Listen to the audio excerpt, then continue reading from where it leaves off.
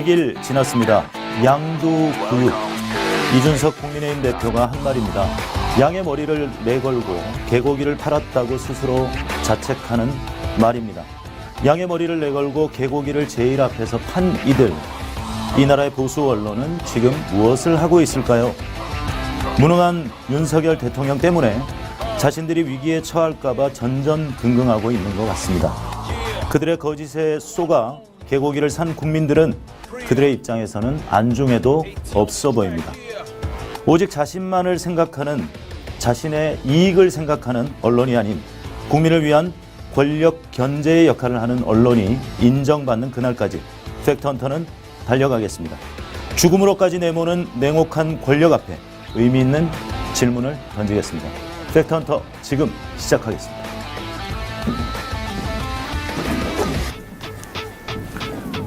안녕하세요. 반갑습니다. 시사의 품격 윤선희입니다. 오늘이 두 번째 순서네요. 지난 방송에 많은 관심을 보여주셔서 진심으로 감사를 드립니다. 팩트TV와 함께 팩트헌터를 통해서 여러분들과 함께 언론개혁의 맨 앞에 서겠습니다. 팩트TV는 가짜뉴스가 판치는 세상에서 오직 팩트만을 전달하고자 보도 채널을 준비하고 있습니다. 그 첫 시작으로 주주 모집을 하고 있는데요. 8월 23일 오늘 오전 10시 현재 2,886구자에 1,232명이 참여하고 계십니다. 더 많은 참여를 부탁드리겠습니다. 자, 본격적으로 팩트헌터 두 번째 방송을 시작하기 전에 아직도 수해 피해를 입으신 우리 국민 여러분들, 그리고 수많은 자원봉사자 여러분들, 이 무더운 여름에 수고하시는 여러분들에게 위로의 말씀을 드리고 마음으로나마 동참하고 응원의 메시지를 드리고 싶습니다. 하루빨리 복구가 되고 또 국가의 이 지원들도 신속하게 이루어지기를 바라는 마음입니다. 자, 그럼 두 번째 방송 시작하도록 하겠습니다. 자, 우리 첫 번째 방송으로 화제가 됐던 하준수 요원을 소개합니다. 반갑습니다. 네, 안녕하세요. 매너를 지키며 진실을 추구하는 매너가 사람을 만든다. 팩트헌터 하준수 요원입니다. 네, 우리 하 요원은 첫 방송하고 어떠셨어요? 제가 첫 방송이 너무 긴장해가지고 어떻게 지나갔는지 모르겠는데 네네네. 그래도 이제 댓글 이런 걸 보니까 저를 응원해 주시는 분들이 많더라고요. 그래서 너무 감격을 받았습니다. 네. 네, 그러셨군요. 네. 그래도 뭐 이 악플이라고 할까요? 그런 거에 대해서 상처를 받으실 수도 있는데. 그것까지 다 안고 잘 성장하라는 그런 말씀으로 알아듣고 제가 이제 쭉쭉 성장해 보겠습니다. 네. 우리 그 팩트헌터 방송은요, 사실 우리 그 민주진보 개혁진영에 있는 분들은 사실 수준이 상당히 높으세요. 정치적인 식견도 상당히 높고.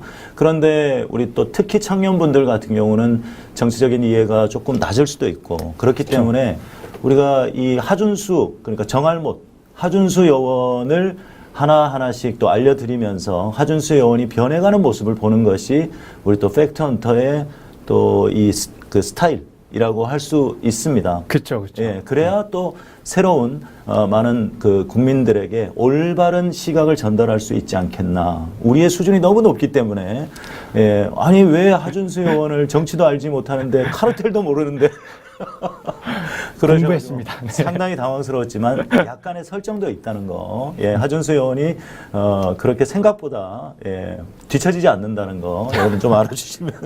아직 많이 부족합니다. 네. 그리고 하준수 힘내라.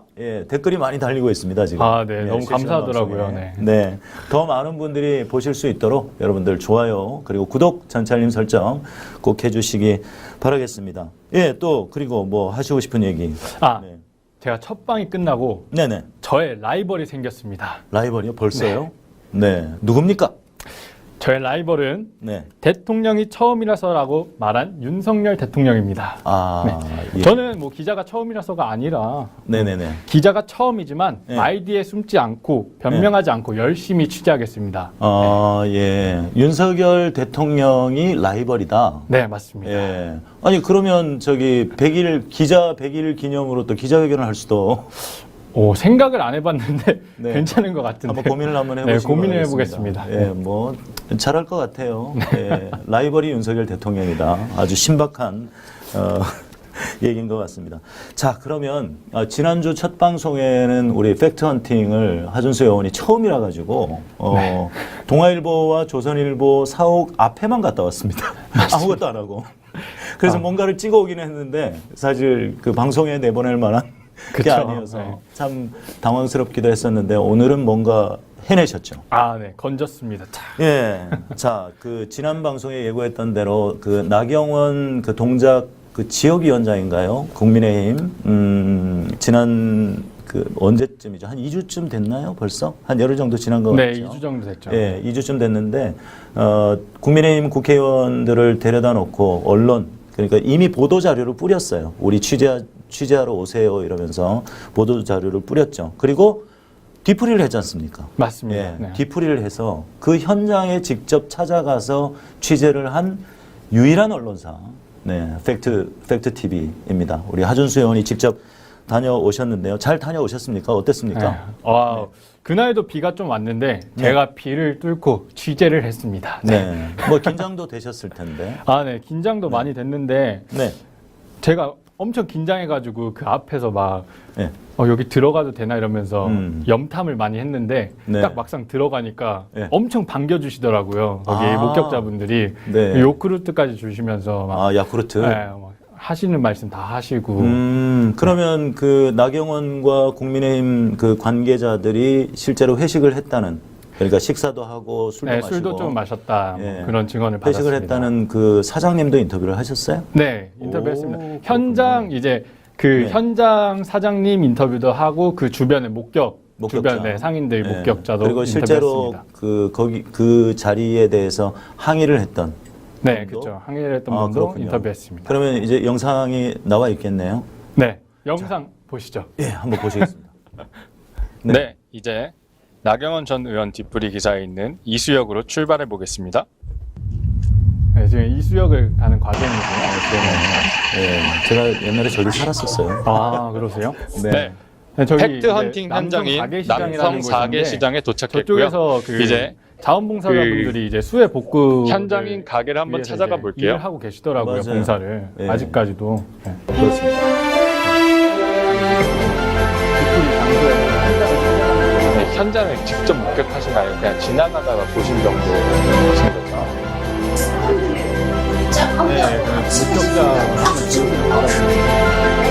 거죠? 수해 복구를 계속 하고 저기 알고 있어서 있습니다. 여기서 잠깐 끊어 네. 줄 수 있나요? 저기 보니까 수해복구 차량이 큰 트럭이 그대로 있네요. 네네. 예, 그러니까 수해 지역이네요. 수해 예, 지역입니다. 네. 나경원 전 의원의 말에 따르면 수해 지역에서 멀리 떨어진 맞습니다. 곳이라고 했는데 실제로 그러면 그 지도 한번 볼까요? 제가 예전에 이 근처에 살아가지고 너무 잘 알거든요. 여기 광명수산이 여기잖아요. 네, 맞습니다. 광명수산이 예. 이쪽이고 보시면 현장. 옛날에 그 양계장집 아들 있었던 거기군요. 가까워요. 한 네. 30m. 그냥 육안으로 이제 수해 복구를 하는 게 보였습니다. 예, 그 그렇군요. 현장에서. 네. 그러면 나경원 전 의원이 거짓말을 한 게 확실하네요. 그쵸. 예. 네. 수해복구 지역에서 멀리 떨어져 있다고 얘기를 했는데 그게 아닌 것으로 밝혀져 있습니다. 그렇군요. 뭐 영상을 계속 볼까요? 네, 다시 어떻습니까? 한번 영상을 이제 네네네. 보시고요. 보시겠습니다. 네. 네, 피해 지역 안에서 뒤풀이를 네. 했다. 네. 그리고 두 번째 여기서 술자리가 약간- 있었다. 네. 그렇죠. 현장 그리고 광명수산. 실제로 광명수산 그 근처 아래쪽에 노래방이 있어요. 네, 노래방이 있는데 거기가 물에 잠겨서 수해 복구도 하고 있었습니다. 네. 친구들이 얼마 안 됐는데 보시면 이제 열심히 그 살아.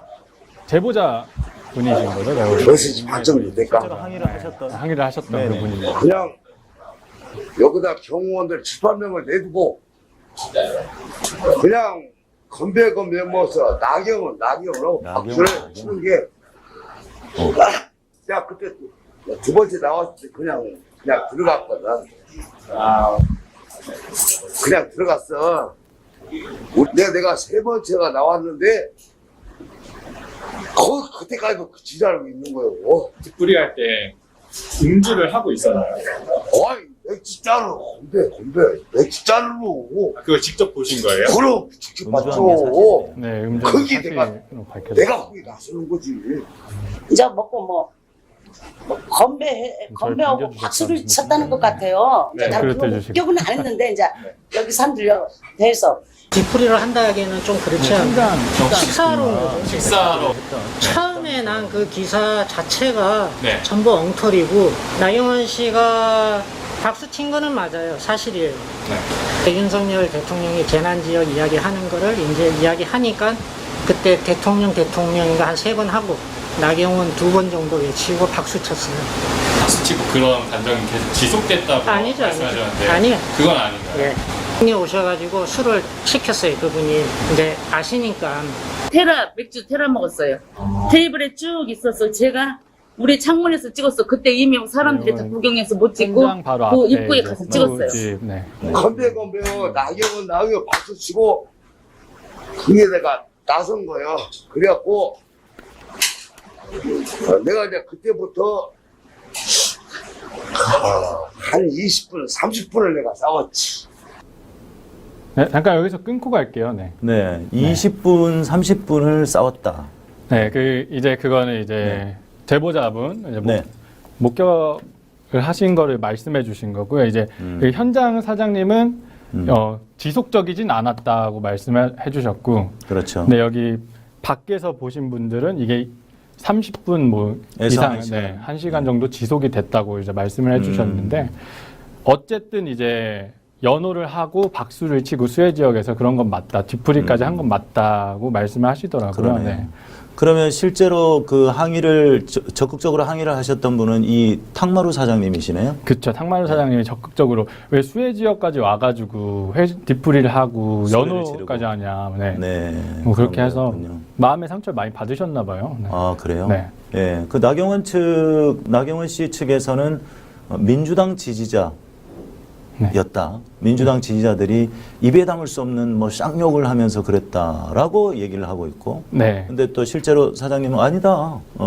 그렇게 심한 욕을 하거나 그런 게 아니라 정당하게 문제 제기를 한 거다. 항의를 한 것이다. 이렇게 얘기를 했다. 근데 현장 사장님 실제로 뒤풀이를 했던 그 사장님 빼고 나머지 세 분의 인터뷰이들은 다 연애를 했다. 박수치고. 연호하고 네. 박수치고 오랫동안 네. 30분에서 1시간가량 연호했다. 이런 내용이네요. 영상이 조금 더 있습니까? 현장의 사장님도 네, 그렇게 그건 말씀하셨다. 사실이다. 네. 그러나 그게 길지 않았다라고 네, 얘기했고요. 맞습니다. 네. 그렇군요. 영상 또 더 볼까요? 준비된 영상. 네. 맥주는 테라를 먹었다. 네, 맞습니다. 진짜 네. 디테일하시네요. 네. 네. 다 듣고 왔습니다. 네네. 자, 세 번째 싸움이 있었다. 보니까 지금 여기서 물난리가 났는데 박수를 치고 왜 그러냐 이제 이렇게 든 거예요. 그래갖고 선배 후배들끼리 자기네들끼리 이제 싸움이 난 거예요. 사장들하고 그 손님들하고 이제 자기네들끼리 싸우고 나경원은 그때 갔어요. 가갖고 없고. 그다음에 내가 또 같은 일행이 이제 카메라를 찍기 시작하면서 그 사람이 신고를 한 거예요. 그때부터 이제 나하고 맥살을 잡고 싸우고 하니까는 사람이 모이기 시작한 거죠. 신고도 제가 했어요. 112에. 어떻게 신고하신 거예요? 그러면? 그러니까 이제 처음에 이제 우리 가게 앞에서 거기서 식사했잖아요. 그분들이. 네. 그런데 저는 이제 장사하고 안 했으니까 몰랐는데 우리 손님이 담배 피러 밖에 나가셔서 네. 담배를 피고 있는데 막 박수 치고 막 환호성 소리가 들리니까 네. 그분이 아니 물난리 나서 난린데 나경원이가 왜 사람들 와서 같이 식사하면 조용히 하고 가지 이렇게 소리 지르고 박수 치고 환영할 일이냐. 그래서 그분이 막 화가 나서 막 했어요. 그러니까 이제 여기 사장님도 같이 먼저 하시고 그분도 하고. 그러니까 이분이 문 열고 들어갔대요. 그 가게를. 우리 손님이 문을 열고 나와라 막 하면서 소리 질렀나 봐요. 막 밀고 이런 거 봤죠. 저도 보기는. 네. 그 애들 젊은 애들. 앞에 경호원 같은. 예. 빨간 옷 입고 계속 밖에 서 있더라고. 걔네들 3명은요. 안에서는 뭐 한다고. 우리 두 친구하고 나하고 서희 날 친 거예요. 그러면 내가 30분을 사, 30분을. 우리 집사람한테 뒤에 온다고. 장사하는 사람이 장사하다가 참을 수 없는 거야. 그래서 수해 현장에 와가지고 수연장에 가서 돌아왔고 여기 와서 박수 치고 나경원하고 아니 두 번째 세 번째 나가는 거 지랄하고 있는 거라고 지금. 그리고 앞에 경우라는 경우 보는 애 있잖아. 네네. 경우는 아니지만 한 7, 8명 앞에 두고. 네. 아, 싸움이 두 번이 있었군요. 네, 맞습니다. 싸움이 두 번이 네. 있어요. 와서 여기 네. 이 손님이 여기 앉아 계신데 밖에 나왔는데 여기 가게 주인이 왜 영업방해 했느냐 와서 막 욕설하고 그랬대요 그분을. 근데 밖에 나가가지고 잠깐 끊어서 이제 1차 네네. 싸움에 대해서 설명을 예. 드릴게요. 네네. 우선 싸움이 난 거는 맞아요. 사실인데 이제 네. 처음에 이제 현장 사장님과 다툼이 있었고 네. 이건 이제 현장 사장님이랑 공주네라고 이제 옆에 네, 공주네 목격자분 식당. 네 이제 말씀이고 네. 이제 그 건너편에 이제 목격자분 두 분 이제 그 당사자분 한 분이랑 이제 나경원 측과의 싸움이 있었는데 예. 뭐 거기서 탕마루 사장님이 계세요. 여기 목격자분 여기 보시면 네네네. 계신데 멱살을 잡고 막 때리려 했다는 주장도 있고 뭐 그렇게 네네. 말씀하시고 네, 다툼이 있었습니다. 그렇게 네. 1차고 여기서 이제 이게 끝나고 이제 나경원 의원은 간 거죠. 네. 그래서 경찰이 왔을 때는 나경원 전 의원은 네, 없었다. 네, 없었던 거죠. 그리고 그 지금 영상에는 나가지는 않지만 그 사장님이 얘기를 하셨나요? 뭐 윤석열 대통령과 뭐 전화를 받았는지 걸었는지는 모르겠으나 통화를 하고 난 다음에 나경원 전 의원이 지금 동작구가 이 그 재난 지역으로 결정이 될 것 같다라고 얘기를 해서 나경원을 연호하면서 막 환호를 했다 이런 얘기가 네, 그 현장 사장님이 말씀해 주신 건데요. 네, 그렇게 해서 연호가 그래서 이제 박수를 치고 그렇게 된 거다라고 이제 그렇죠. 말씀해 그러면 주셨죠. 나경원 전 의원이 전화를 걸었는지 뭐 그쪽에서 전화가 왔는지 실제로 윤석열 대통령인지는 잘 모르겠으나 그런 증언들이 있었다. 네, 전화 맞습니다. 받고 난 다음에 동작을 지역이 재난 지역으로 선포가 될 것 같다라고 해서 모두가 환호했다. 근데 결과는 제외됐습니다. 예, 재난 지역에서 제외가 된 상황이죠. 네, 지금 영상이 더 있습니까? 네, 영상 네, 아직 뒤에 마저 조금 남아 보도록 있어서 하겠습니다. 네네. 와서 여기 이 손님이 여기 앉아 계신데 밖에 나왔는데 여기 가게 주인이 왜 영업방해 했느냐 와서 막 욕설하고 그랬대요 그분을. 근데 밖에 나가가지고 그 주인하고 우리 나경원 씨 떠들고 처음에 하면 그 사람하고 또 이제 거기 말싸움이 난 거예요. 그래서 2차로 경찰이 왔대요. 당신 그때 왜 그러시냐 했더니 당신 했다고 갑자기 일어나더니 내 멱살을 잡고 흔드는 거예요. 그러니까는 집사람이 나오면서 그 신랑이 멱살 잡혀 있으니까는 왜 그러냐면서 뛰니까는 치고 저쪽 뒤쪽으로 머리를 치어 박은 거예요. 저하고 같이. 근데 계속 욕하고 못 가게 막으니까 그분이 이렇게 에이 저리 가라고 밀었는데 호프집 옆에 주저앉았대 아줌마가. 그게 뭐 다치고 이런 게 아니고 하도 막 욕설하고 못 가게 하니까 영업방해 했으니까 물어내라고 이런 식으로 하니까 뭐 자기 유리한 것만 썼네. 예, 증언이 다르네요. 네, 서로. 여기서도 잠깐 끊고 가자면 네네. 이제 1차 싸움은 6시 22분부터 7시 사이에 일어난 거고 이제 네. 2차는 9시에서 10시 사이 뭐 그때 일어난 건데 이제 보시면 1차가 끝나고 1차 이제 싸움이 끝나고 이제 현장 사장님은 집에 가셨어요. 문을 집에, 닫고. 네, 문을 닫고 집에 가셨다가 물건을 두고 온 게 있어서 9시경에 다시 이 가게로 왔는데 아까 이제 싸움을 이제 같이 걸었다고 주장하는? 네, 걸었다고 네. 주장하는 그 탕마루 사장님. 네, 탕마루 사장님 일행이 이 탕마루 식당 앞에 앉아 있어서 여기 이제 현장 주인분 여사장님이 이제 가셔가지고 왜 아까 영업 방해를 했냐 하면서 이제 이렇게 시비가 계속 시시비 갈리다가 멱살을 잡고 그 탕마루 그 분이 밀쳤다. 뭐 그러니까 네. 주인의 주장은 그렇고 네, 그렇습니다. 또 목격하신 분은 그런 정도는 아니었다. 네, 그 정도는 아니었다. 예, 영업 손해를 물어내라 막 하도 그러니까 에이 가라고 이렇게 그냥 하는 정도였다라고 맞습니다. 이렇게 주장이 엇갈리고 있네요. 자, 그런데 사실 이게 본질은 아니잖아요. 그렇죠. 본질이 아니죠. 네. 그러니까 언론의 포커스가 너무 이 싸움에 너무 치중돼 있는 것 같다라는 생각이 네. 드는 거예요. 그러네요. 그러면 이 사건에 대해서 우리가 좀 주의 깊게 봐야 될 중요한 지점이 뭐가 있을까요? 중요한 준비한 지점. 내용들 네, 준비한 있잖아요. 내용. 예. 자, 보시면 자, 첫 번째 술자리가 있었던 게 맞다. 그죠? 네, 그렇죠. 그리고- 술자리가 있었다. 네. 그다음에 이 뒤풀이 지역이 수해 지역인 것이 맞다. 맞습니다. 아까 지도에서 보여드렸다시피 여기가 지금 수해 복구를 하고 있는 지역이고 실제로 이 거리는 30m 정도밖에 안 될 거예요. 제가 예전에 여기 살아서 잘 알거든요. 이 가게를 잘 알고 이 집 통닭이 맛있었어요. 근데 지금은 없어지고 그 집이 술집이 생긴 것 같은데 아주 가까운 거리죠. 근데 나경원 전 의원은 수해 지역에서 멀리 떨어진이라고 이야기를 했는데 그게 사실이 아닌 게 밝혀진 거죠. 저 그냥 바로 수해 지역에 포함되어 있는 네, 거죠. 수해 네. 지역이 맞다. 네. 수해 복구 지역이 맞다. 그리고 취재를 하실 때도 복구 작업이 진행 중이었다. 네, 그냥 여기 보시면 광명수산이라고 돼 있는 그렇죠. 데에서 바로 물을 빼는 작업을 하고 있었어요. 그리고 아까 그 복구 트럭이 거기 네. 앞에 있더군요. 네, 네. 예. 수해 지역이었던 게 맞네요. 네, 그게, 맞습니다. 그게 주요 쟁점이죠. 그쵸, 뒤풀이 주요 지역이 쟁점이죠. 수해 지역이었다라는 것.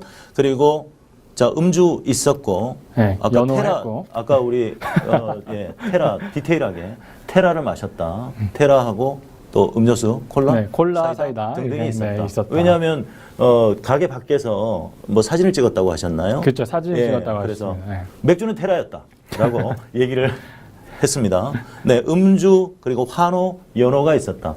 그러니까 증언하는 사람에 따라서 30분에서 1시간 아니다. 그냥 전화를 걸었는지 받았는지 뭐 윤석열 대통령하고 통화를 했는지 어쨌건 간에 나경원 전 의원이 재난 지역으로 선포가 될 것 같다라고 해서 환호를 했는데 잠깐 환호를 하고 그쳤다라고 가게 주인분은 말씀하시고 나머지 세 분은 아니다. 오랫동안 네, 오랫동안 30분에서 지속됐다. 1시간 동안 그렇게 소리를 지르고 해서 재난 지역인데 이렇게 소리를 지르고 술판을 벌이는 게 말이 되느냐.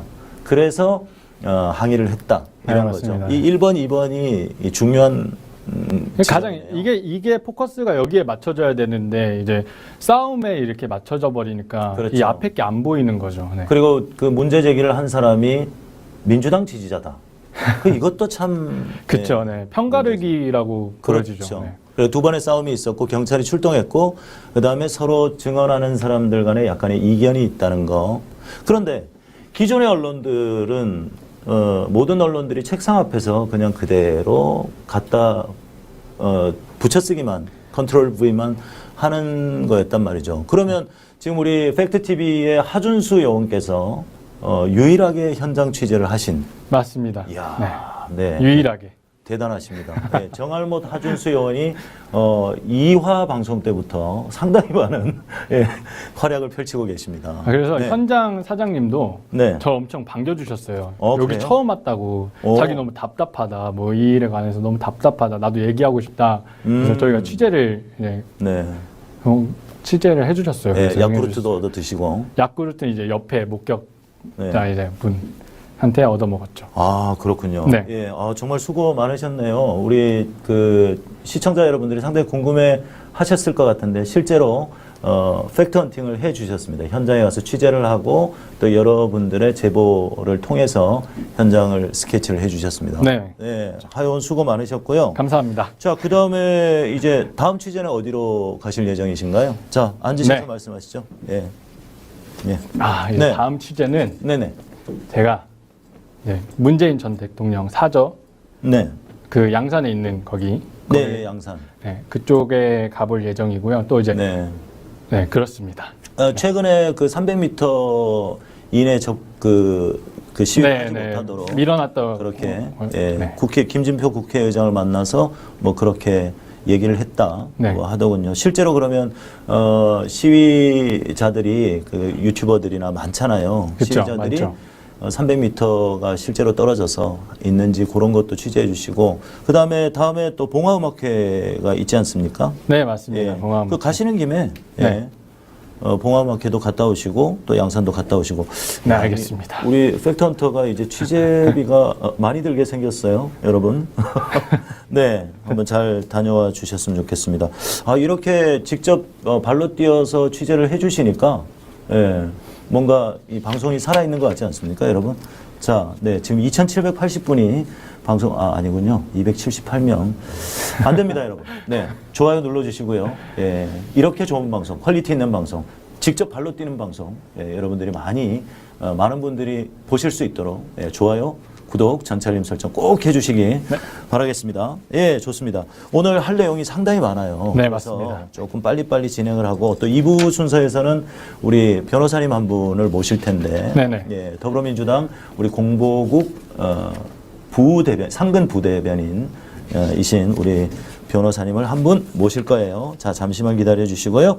자, 이제 이번에는 이제 언론 카르텔에 관한 이야기입니다. 이거는 제가 자료를 보면서 설명을 좀 드리도록 하겠습니다. 자, 팩트헌터. 자, 점점 이제 준비를 많이 하고 있습니다. 예, 우리 팩트TV가 야심차게 준비한 터치스크린. 네, 이제 조금, 네, 조금 우리가 좀 익숙해졌어요. 이렇게 막막 넘길 수 있어요. 자, 프레스 카르텔. 자, 카르텔이 이제 정확하게 어떤 의미인지 네. 이해하셨죠? 이해했죠. 네. 네. 댓글에서 카르텔도 모르냐, 도대체 왜 저런 사람을 예, 약간의 설정이 있다는 거. 맞습니다. 마음에 상처가 많습니다, 우리.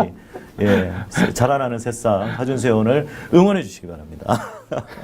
자, 언론의 카르텔의 최정점에 조선일보가 있다고 볼 수 있습니다. 자, 조선일보 한번 보겠습니다. 네. 자, 그 전에 언론의 역할에 대해서 우리가 한 3가지 정도로 이야기를 하고 있어요. 언론은, 자, 애완견, 감시견, 경비견. 네, 우리 팩트TV는 또 언론사이기 때문에 견이라는 이름을 X로 했습니다. 자, 언론은 어떤 역할을 해야 될까요? 자, 애완견, 감시견, 경비견. 진실을 보도하고 네네. 감시하는. 권력을 감시하는. 네. 그죠? 그러니까 감시견의 역할이 가장 좀 바람직한 방향이지 않을까요? 감시견, 와치독이라고 와치독. 합니다. 와치독. 근데 애완견은 랩독이라고 하거든요. 네. 랩독. 애완견은 무조건 권력에 골종하고 순종하고 비비고 이런 네 물고 예 헐겠다. 뭐 그런 그렇죠. 그런 역할을 하는 것을 애완견이라고 하고요. 그다음에 경비견 이거는 조금 다른 의미인데 자 경비견이라고 하면 뭐 영어로 어떻게 될까요? 시큐리티독? 예? 시큐리티독? 그럴 수도 있겠군요. 아닌가요? 네. 가드독이라고 합니다. 가드독. 네. 경비견은 어떤 의미냐면 그들이 권력이라고 생각하는 거예요. 무한한 권력이다. 그러니까 정치 권력은 유한하고 대통령은 5년마다 바뀌고 그죠? 그렇죠. 네, 그렇잖아요. 그러니까 그들이 실제적인 주인이고 그들의 이익을 위해서 이제 이 권력을 견제도 하고 만들기도 하고 끌어내리기도 하고 뭐 이런 것들이라고 볼 수 있는 거예요. 자, 언론의 역할은 이렇게 크게 3가지로 나누는데 감시의 역할을 해야 된다. 그런 의미이고요. 자, 그 언론 카르텔의 최정점에 조선일보가 있는데 자, 조선일보의 역사 방씨 일가죠. 방씨 일가. 네, 방씨 일가. 처음에 자, 방응모라는 사람이 나오는데 이 사람은 이북의 갑부예요. 이북의 갑부. 금광업을 해서 부자가 된 방응모. 실제로 납북돼서 북한에서 사망을 하게 됩니다. 자, 이 방응모의 자손들이 지금 조선일보를 장악을 하고 있는 거고요. 또 여기 뭐 방일영, 방우영 나오고 또 방우영과 방상훈의 이 그 대결 구도가 나오고 결국 이 방상훈이라는 사람이 조선일보를 지배하게 되는 그런 과정들인데요. 자, 한번 보시겠습니다. 자, 제일 위에 이 방응모 씨가 있죠. 그리고 방응모 씨에게 뭐죠? 양자가 하나 있어요. 양자. 자, 방재윤이라는 양자가 있습니다. 조선 10대 사장. 양자가 있는데 이 양자 밑에 이제 이 아들들이 나오게 되는 거죠. 양자. 방재윤 씨는 양자예요. 양자인데, 자, 그 중에 이 방재윤 씨 아들 방일영, 방우영 이 2사람이 있는데 방일영 씨가 형이고 아들이에요. 자, 이 2사람의 성향을 보면 방일영 씨는 상당히 음주 가무를 좋아하고 예, 조선 일가들이 실제로 좀 그런 사건들이 상당히 많지 않습니까? 그리고 또 장자연 사건이라고 거기에 등장하는 삼촌과 또 조카 또 있고요. 예, 같이 접대를 받았다고 하는 그런 이야기도 있는데, 자, 이 방일영 씨는 상당히 음주 가무를 좋아하고 실제로 또 박정희와 상당히 친분이 있었고 서로 잘 통했다고 합니다. 실제로 박정희를 데리고 같이 술도 먹고 뭐 기녀들을 불러서 뭐 그런 이야기들이 뒤에 나옵니다. 그런 실제적으로 지배를 했던 것은 방우영 씨였죠. 이 당시에. 근데 이 방우영 씨의 아들은 나이가 아직 어려요. 방성훈, 지금 스포츠조선 사장, 73년생이에요. 그런데 이 방일영 씨 아들, 형님의 아들, 방상훈 씨는 나이가 좀 많죠. 그죠? 48년생이죠? 자, 그래서 방일영 씨가 조금 일찍 사망을 하게 됩니다. 2003년에 사망을 하고, 이제 방우영과, 삼촌인 방우영과 방상훈의 어떤 이 대결 구도. 대결 구도. 지배, 대결 구도가 형성이 되는 거죠. 방성훈 씨는 나이가 젊기 때문에 이 지배 그룹에서 조금 끼지 못하는 그런 상황들이 발생을 하게 된 거고. 그래서 이 당시에 방상훈 씨와 방우영 씨가 서로 약간 좀 다른 성향이 있어요. 방상훈은 지금 조선의 조선일보를 지배하고 있는 방상훈은 약간 뉴라이트 계열이라고 했어요. 뉴라이트. 새로운 빛 아니고요. 뉴라이트. 그러니까 새로운 우파. 새로운 라는 우파. 뜻으로 알고 있습니다. 네. 예, 뉴라이트 계열 성향의 사람이라고 알고 있고. 자, 이 방우영 씨는 약간 그 친 이명박, 친 뭐 박근혜 이런 약간 우 쪽에 예, 그렇게 서로 성향이 조금 다른 거죠. 그래서 실제로 이 당시에 조선일보가 스탠스가 좀 계속해서 혼재합니다. 이 입장 자체가 조금 상당히 이게 우파인지 보수인지 조금 혼재하는 어떤 그런 상황들이. 그렇죠. 이 당시에 삼촌인 방우영과 방상훈의 어떤 그 대결 구도 속에서 그런 혼재하는 상황이 발생을 하고 방우영 씨가 2016년도에 사망을 하게 되죠. 네. 2016년도에는 아주 중요한 사건이 있었죠. 박근혜 탄핵 촉불 그렇죠. 그거 말씀하시는 건가요? 자, 우리 정알못 하준수 기자가 이렇게 발전하고 있습니다. 하준수가 발전하는 모습을 보는 것, 그게 우리 팩트 헌터의 주요 모토라고 할 수 있습니다. 이렇게 쉽게 또 사실 정치를 잘 모르시는 분들이 하나하나씩 알아가는 과정, 그렇죠. 그런 과정을 우리가 또 추구하는 거지 않겠습니까? 맞습니다. 100일 되면 윤석열 대통령보다는 훨씬 더 잘하지 않을까 이런 생각도 들고요. 자, 그런 방우영 씨가 사망하는 게 공교롭게도 2016년인데 이때 촛불 정국이 생기는 거죠. 그 다음에 조선일보에서 최순실 관련 보도를 하게 됩니다. 여기 보시면 자, 로딩 시간이 조금 걸리네요. 여기 없나? 최순실 관련 보도를 하게 됩니다. 그리고 이 즈음에 JTBC에서 그 태블릿 보도가 나오게 되는 거죠. 그것으로 인해서 전 국민적으로 이제 촛불, 그 박근혜 탄핵 촛불 정국이 불타올랐고 광화문에 20번이 넘는 그런 집회를 통해서 살아있는 권력을 끌어내린. 그러니까 이들도 사실 이만큼 커질 거라고는 상상을 못했을 수도 있어요. 그런데 자기들이 견제하기 위해서 띄웠는데 국민들이 다 여기에 이제 광분한 거죠. 분노한 거죠. 이게 나라냐 하고 분노를 해서 이제 탄핵 정국이 시작되었다. 뭐 그렇게 볼 수 있습니다. 그러면 그 주요 내용을 몇 가지를 한번 보시면, 자, 아까 말씀드린 방일영과 박정희. 방일영 씨는 83년도에 회갑 기념 문집이라는 그 책을 냅니다. 그 조선 일가들이 자기들이 셀프로 낸 거겠죠.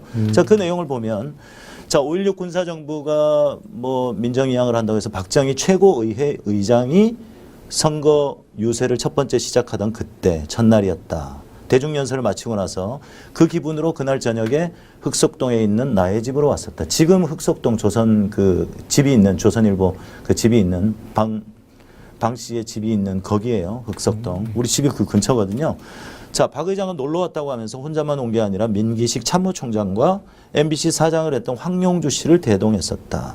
처음 해본 연설이어서 박 의장은 기분이 좋은 편이었다. 처음 해본 그 선거 유세 대중 연설이었다는 거죠. 저녁 7시쯤 도착했기에 냉면을 말아서 대접하고 이 얘기 저 얘기를 하다가 나중에는 기녀를 몇 명 불러왔다. 기녀. 네, 기녀들이 따라주는 술을 마시며 한 서너 시간 유쾌하게 잘 놀았다. 놀다 보니 아주 늦어지고 말았다. 뭐 이런 얘기가 이 회갑 기념문집에 방일령 씨의 회갑 기념문집에 나와 있어요. 실제로 방일령과 박정희는 아주 잘 통하는 그러니까 술 친구이기도 하고 그래서 박정희가 조선일보를 그렇게 키워주게 된 그럼 계기가 이때부터 언론이랑 권력이랑 같이 권한유착이라고 할 수 있죠. 예, 그렇죠. 그러니까 방일령이 이 박정희와 아주 끈끈한 관계를 유지하면서 조선일보가 성장하게 되는 계기가 됐고, 그죠? 자, 그런 내용이 있고요. 자, 또 볼까요? 자, 그 다음에, 자, 방우영과 방상훈. 이제 대결 구도라고 했죠. 그쵸. 삼촌과 아들. 예. 그러니까 큰아버지의 아들이고, 방상훈은. 그죠? 근데 이게 2014년 기사예요. 그 제일 끝에 이 방상훈이 있어요. 방상훈이. 여기 보시면, 이 권력 서열 관계, 자, 뭐 자본주의 4.0, 통일은 미래다 등 국가 뭐 미래전략 어젠다, 뭐 방상훈 사장 중심의 조선일보를 말한다면 시도 때도 없이 반공의식을 고취하는 극우 기사와 칼럼은 방우영 상임 고문을 정점으로 한 김대중 고문 등 원로그룹의 조선일보라는 것. 뭔가 이렇게 혼재했습니다. 완전 극우 성향을 보이기도 하고 뭔가 새로운 그 어젠다를 제시하면서 그러니까 이 뉴라이트라고 얘기를 네네, 했잖아요. 뉴라이트. 그런 그러니까 방상훈의 어떤 그런 성향과 또 이 삼촌의 방우영의 약간 극우적인 성향 이런 것들이 혼재하는 시기였다. 뭐 그런 내용을 지금 말하고 있는 거고요. 자, 뉴라이트가 뭐라고요? 뉴라이트. 라이트 아니고 새로운 라이트. 예, 새로운 우파. 우파. 네. 네. 자, 2016년 방상훈의 시대가 시작이 되면서 이제 삼촌이 세상을 떠났어요. 그리고 공교롭게도 박근혜 탄핵 촛불이 불붙게 되는 그 지점, 조선일보에서 최순실 관련 기사가 나오기 시작합니다. 그리고 JTBC에서 태블릿이 나오게 되고요. 예. 이것이 우연인 것 같지는 않아요. 이들이 이만큼 전 국민적으로 이 촛불이 타오를 거라고는 상상은 안 했겠지만 이들이 시작이었다라는 것은 사실인 것 같아 보입니다. 그렇네요. 그죠? 네. 예. 그러니까 언론이 지난 1회 때 말씀드린 것처럼 우리가 권력을 만들 수도 있고 권력을 끌어낼 수도 있다라고 생각하는 네, 자들인 거죠. 자, 실제로 지배구조를 보면요. 방상훈이 뭐 30.3, 자, 방일령 문화재단 같은 편이겠죠. 15%. 아들 7.7. 뭐 그러니까 지배구조가 어느 정도 이렇게 눈에 들어오죠. 방성훈 21.88. 방성훈은 그 방일령의 아들, 네. 예, 스포츠조선 사장이고요. 그래서 이렇게 이거는 2016년 미디어오늘 기사입니다. 그리고 자, 이거는 사실 출처가 불분명해요. 우리가 그 검색을 하다가 찾았는데 여기 보시면 뭐 방바라방방방방방방 있죠. 예, 그런데 실제로 조선일보가 이 조선 모든 것들을 관할하고 있거든요. 뭐 조선 방송, 조선 뉴스, MNL, 뭐 비즈, 헬스조선, 스포츠조선, 뭐 이렇게 다 있잖아요. 디지털 조선일보 이렇게 있는데 실제로 조선일보를 거의 방상훈 계열이 다 지배하고 있다는 것이 보이죠? 네, 그렇습니다. 자, 그다음요.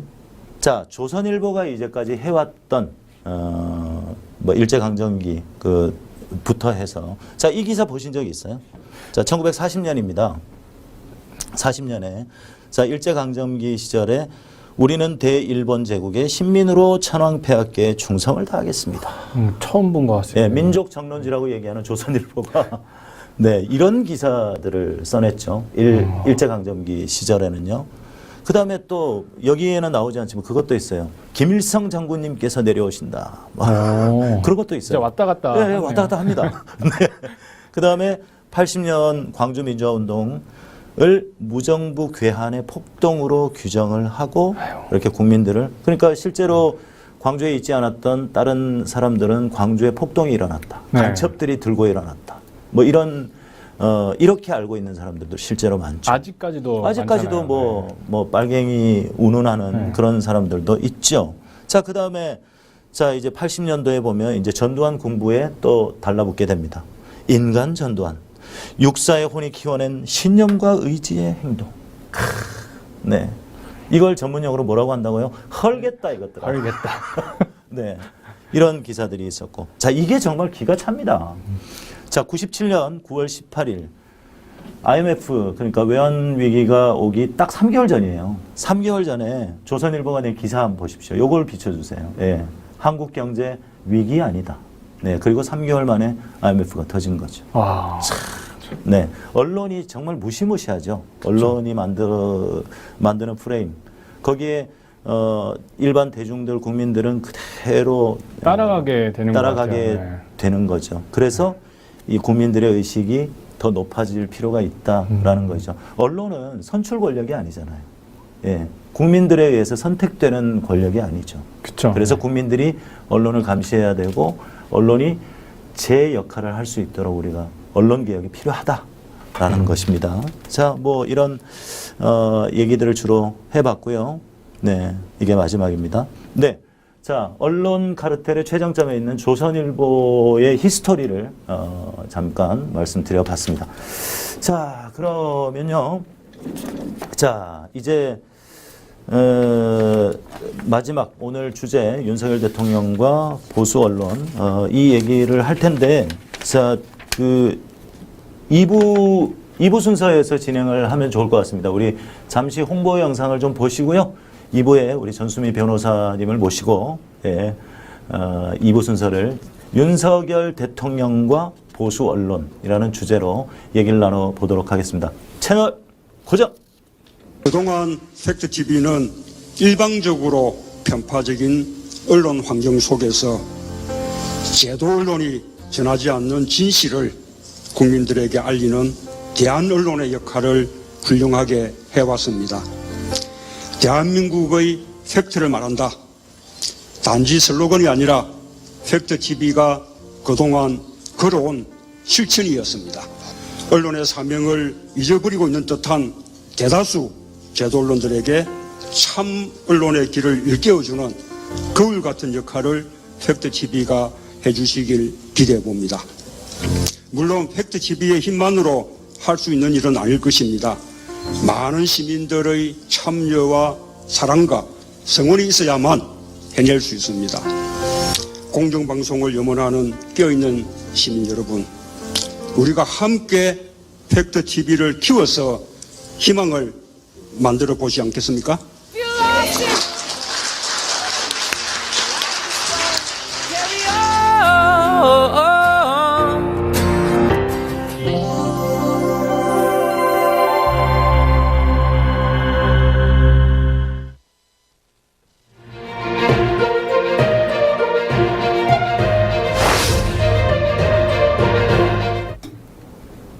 네.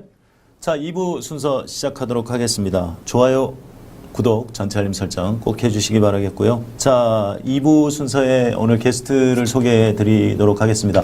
더불어민주당 공보국 상근 부대변인이시고 지금 변호사로 활동을 하고 계시는 전수미 변호사님 모셨습니다. 반갑습니다. 네, 안녕하세요. 네, 반갑습니다. 안녕하세요. 네. 예, 뭐, 요즘 근황 좀 소개해 주시겠어요? 네, 그 최근에 전당대회 준비위원회가 있어서 전당대회 준비위원회 위원으로 활동하면서 당대표 선출 룰을 만들었고 전국 장애인위원회도 대변인으로도 활동하면서 사회적 약자를 위한 목소리를 위해서 최선을 다하고 있습니다. 네, 우리 그 팩트TV에서 야심차게 준비한 이 팩트헌터라는 프로그램, 이 컨셉이 어떠십니까?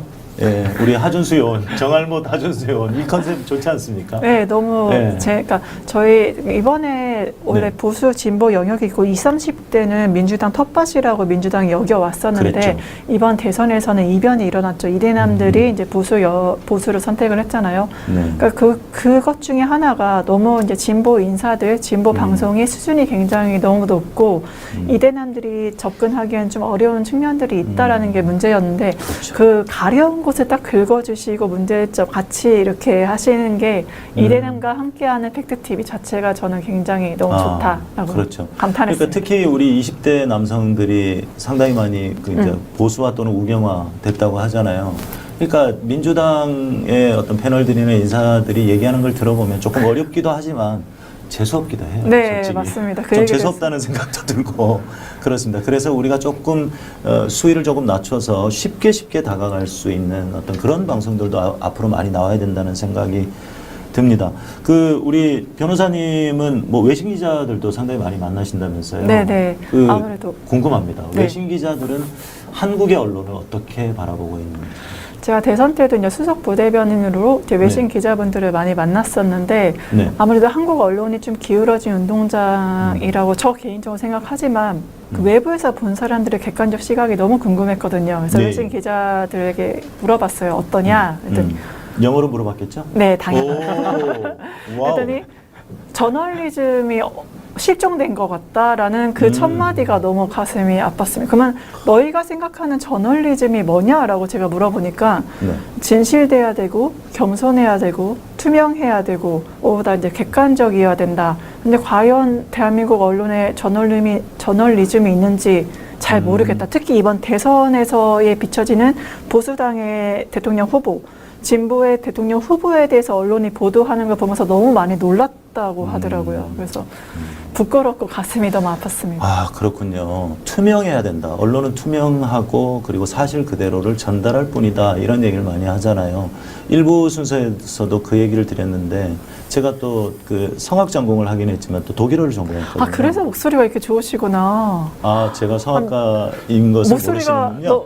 아니 그냥 저 멋있는 아나운서라고만 생각을 아이고, 해서 별 말씀. 너 목소리가 너무 이렇게 울림이 있고 좋은 거예요. 아, 그래요? 저는 감사합니다. 윤석열 대통령이 좀 본받으셔야 될 것 같은 아. 게 왜냐하면 그 대통령의 언어는 범종처럼 울림이 있고 깊이가 있어야 되거든요. 그래서 저는 오히려 이 기회를 통해서 아나운서님께 그 언어, 그 지도자의 언어, 그다음에 그런 언론인의 언어로 좀 윤석열 대통령이 배우셨으면 좋겠다라고 감히 제언드리고 싶습니다. 아니, 어제 내가 퇴근하다 보니까 그 지대가 낮은 아파트들은 벌써 물에 잠기고 있더라고. 뭐 이렇게. 네, 굉장히 예.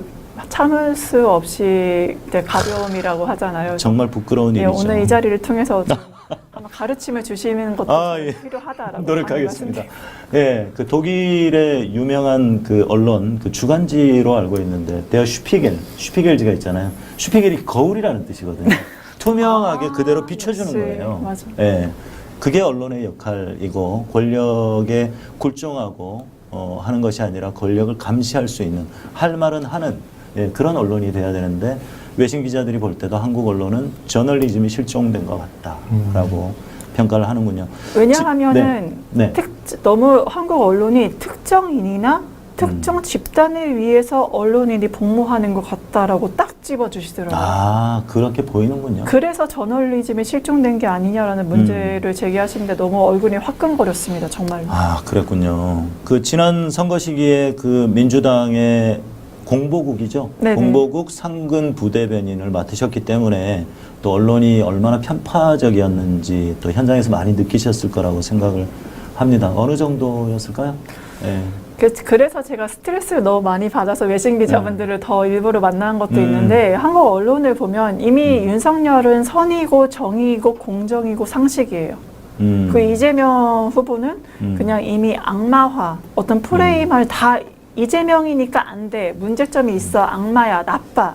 이미 그 두 프레임으로 한국 언론의 지형이 가고 뭐 예를 들어서 전혀 관계가 없는 것들 뭐 대장동 의혹도 너무나 크게 부풀려서 보도를 연일 때린다거나 네. 아니면은 주변에 이제 이재명 후보 측근들이 이제 스스로 이제 세상을 떠난 거 이제 지병으로 세상을 떠나셨음에도 마치 그렇죠. 이재명 후보와 직접적인 연관이 있어서 어떤 압박을 받아서 역시 악독한 이재명이기 때문에 측근도 이런 식으로 된다라고 프레임을 엮고 악마화시키는 보도를 하는 것 자체에 굉장히 많이 분노하고 실망했습니다. 네, 우리 전소희 변호사님은 화를 낼 줄 아시나요? 네. 그 언론사 앞에서는 화를 낼 수는 없었고 왜냐하면 제가 화를 내면 마치 민주당이 화를 내는 것 같고 또 어떤 악마와 프레임을 할까봐 전 당의 피해를 입히는 차마 할 수가 없어서 혼자 꾹꾹 참고 네. 있을 수밖에 없었어요. 자, 그렇지만 또 날카로운 질문을 드리지 아니할 수 없습니다. 네. 그럼 민주당 내부에서도 이재명 후보를 악마화했다라고 하셨는데 민주당 내부에서도 도를 지나치는 그러니까 비판은 분명히 필요하고 견제는 분명히 필요하다고 생각을 해요. 그러나 도를 지나치는 그런 행동들에 대해서는 어떻게 생각하십니까? 조금 어려운 질문일 수 있습니다. 네. 네. 가장 저는 안타까웠던 게 대선이나 지방선거는 우선은 우리가 국민들을 정말 섬기고 정말 제대로 일하기 위해서는 승리를 해야 되죠. 그러니까 한마디로 하나가 되어야 되고 같이 싸워야 됩니다. 근데 그 안에서 어떤 다른 목소리는 존재하겠지만 중요한 선거를 앞두고 이제 상대방을 비난을 위한 비난을 한다거나 선거를 앞두고 분열의 모습을 보이는 게 전 대선이나 지방선거에서 민주당이 패배한 이유 중에 하나가 바로 분열되는 민주당의 모습을 보여줬고 그게 국민들한테 상당한 실망감을 안겨준 게 아니냐. 180석 져서 힘을 실어주고 뭔가 개혁을 하라고 했더니 개혁을 하는 모습을 보이지도 않고 개혁을 하지도 않고 오히려 분열되는 모습, 권력 투쟁하는 모습, 비난을 위한 비난을 하는 모습에서 국민이 실망을 하신 게 아닌가. 그게 바로 대선과 지방선거의 패배로 이어진 게 아닌가 생각됩니다. 네, 소신 있는 말씀 감사합니다. 자, 얼마 전에 윤석열 대통령이 100일 그 취임 기념사를 하고 기자회견을 했습니다. 그 자유로운 주제로 질문을 한다고 했는데 정인선 대변인이 직접 기자를 선정해서 이름도 다 외우고 있더라고요. 청와대 출입 기자가 100명은 넘을 텐데 그 이름을 다 외우고 있을지 그게 상당히 의문이기도 하고 좀 우호적인 기사를 내는 그런 사람들만 찍어서 질문하지 않았나. 내용이 좀 부실했다는 생각도 들고요. 근데요, 상당히 많은 자랑을 했어요. 100일 동안 많은 것을 했다. 소득주도 성장과 같은 잘못된 경제정책을 폐기했다. 세제를 정상화시켰다. 슈퍼리치에 대한 감세 정책을 지금 내세우고 있죠. 1년에 13조 정도 된다고 합니다. 만약에 5년이 계속 된다면, 된다면입니다. 된다면 거의 60조 정도의 그 세수가 덜 거치게 되는, 결국은 그것을 채워야 되는데, 그래서 일반 다수의 국민들이 부담할 수밖에 없다는 생각이 드는데요. 세제를 정상화시켰다. 일방적이고 이념에 기반한 탈원전 정책을 폐기했다.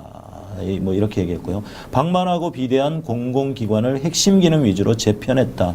이것은 또 다른 그 민영화 이슈하고 조금 연관이 되는 부분인데, 그래서 뭐 전기요금도 경쟁이 가능한 구도로 만들겠다. 그 말은 이제 여러 업체가 경쟁할 수 있도록 하겠다는 거죠. 뭐 그게 일종의 민영화라고 할 수도 있고, 한미 동맹을 재건했다.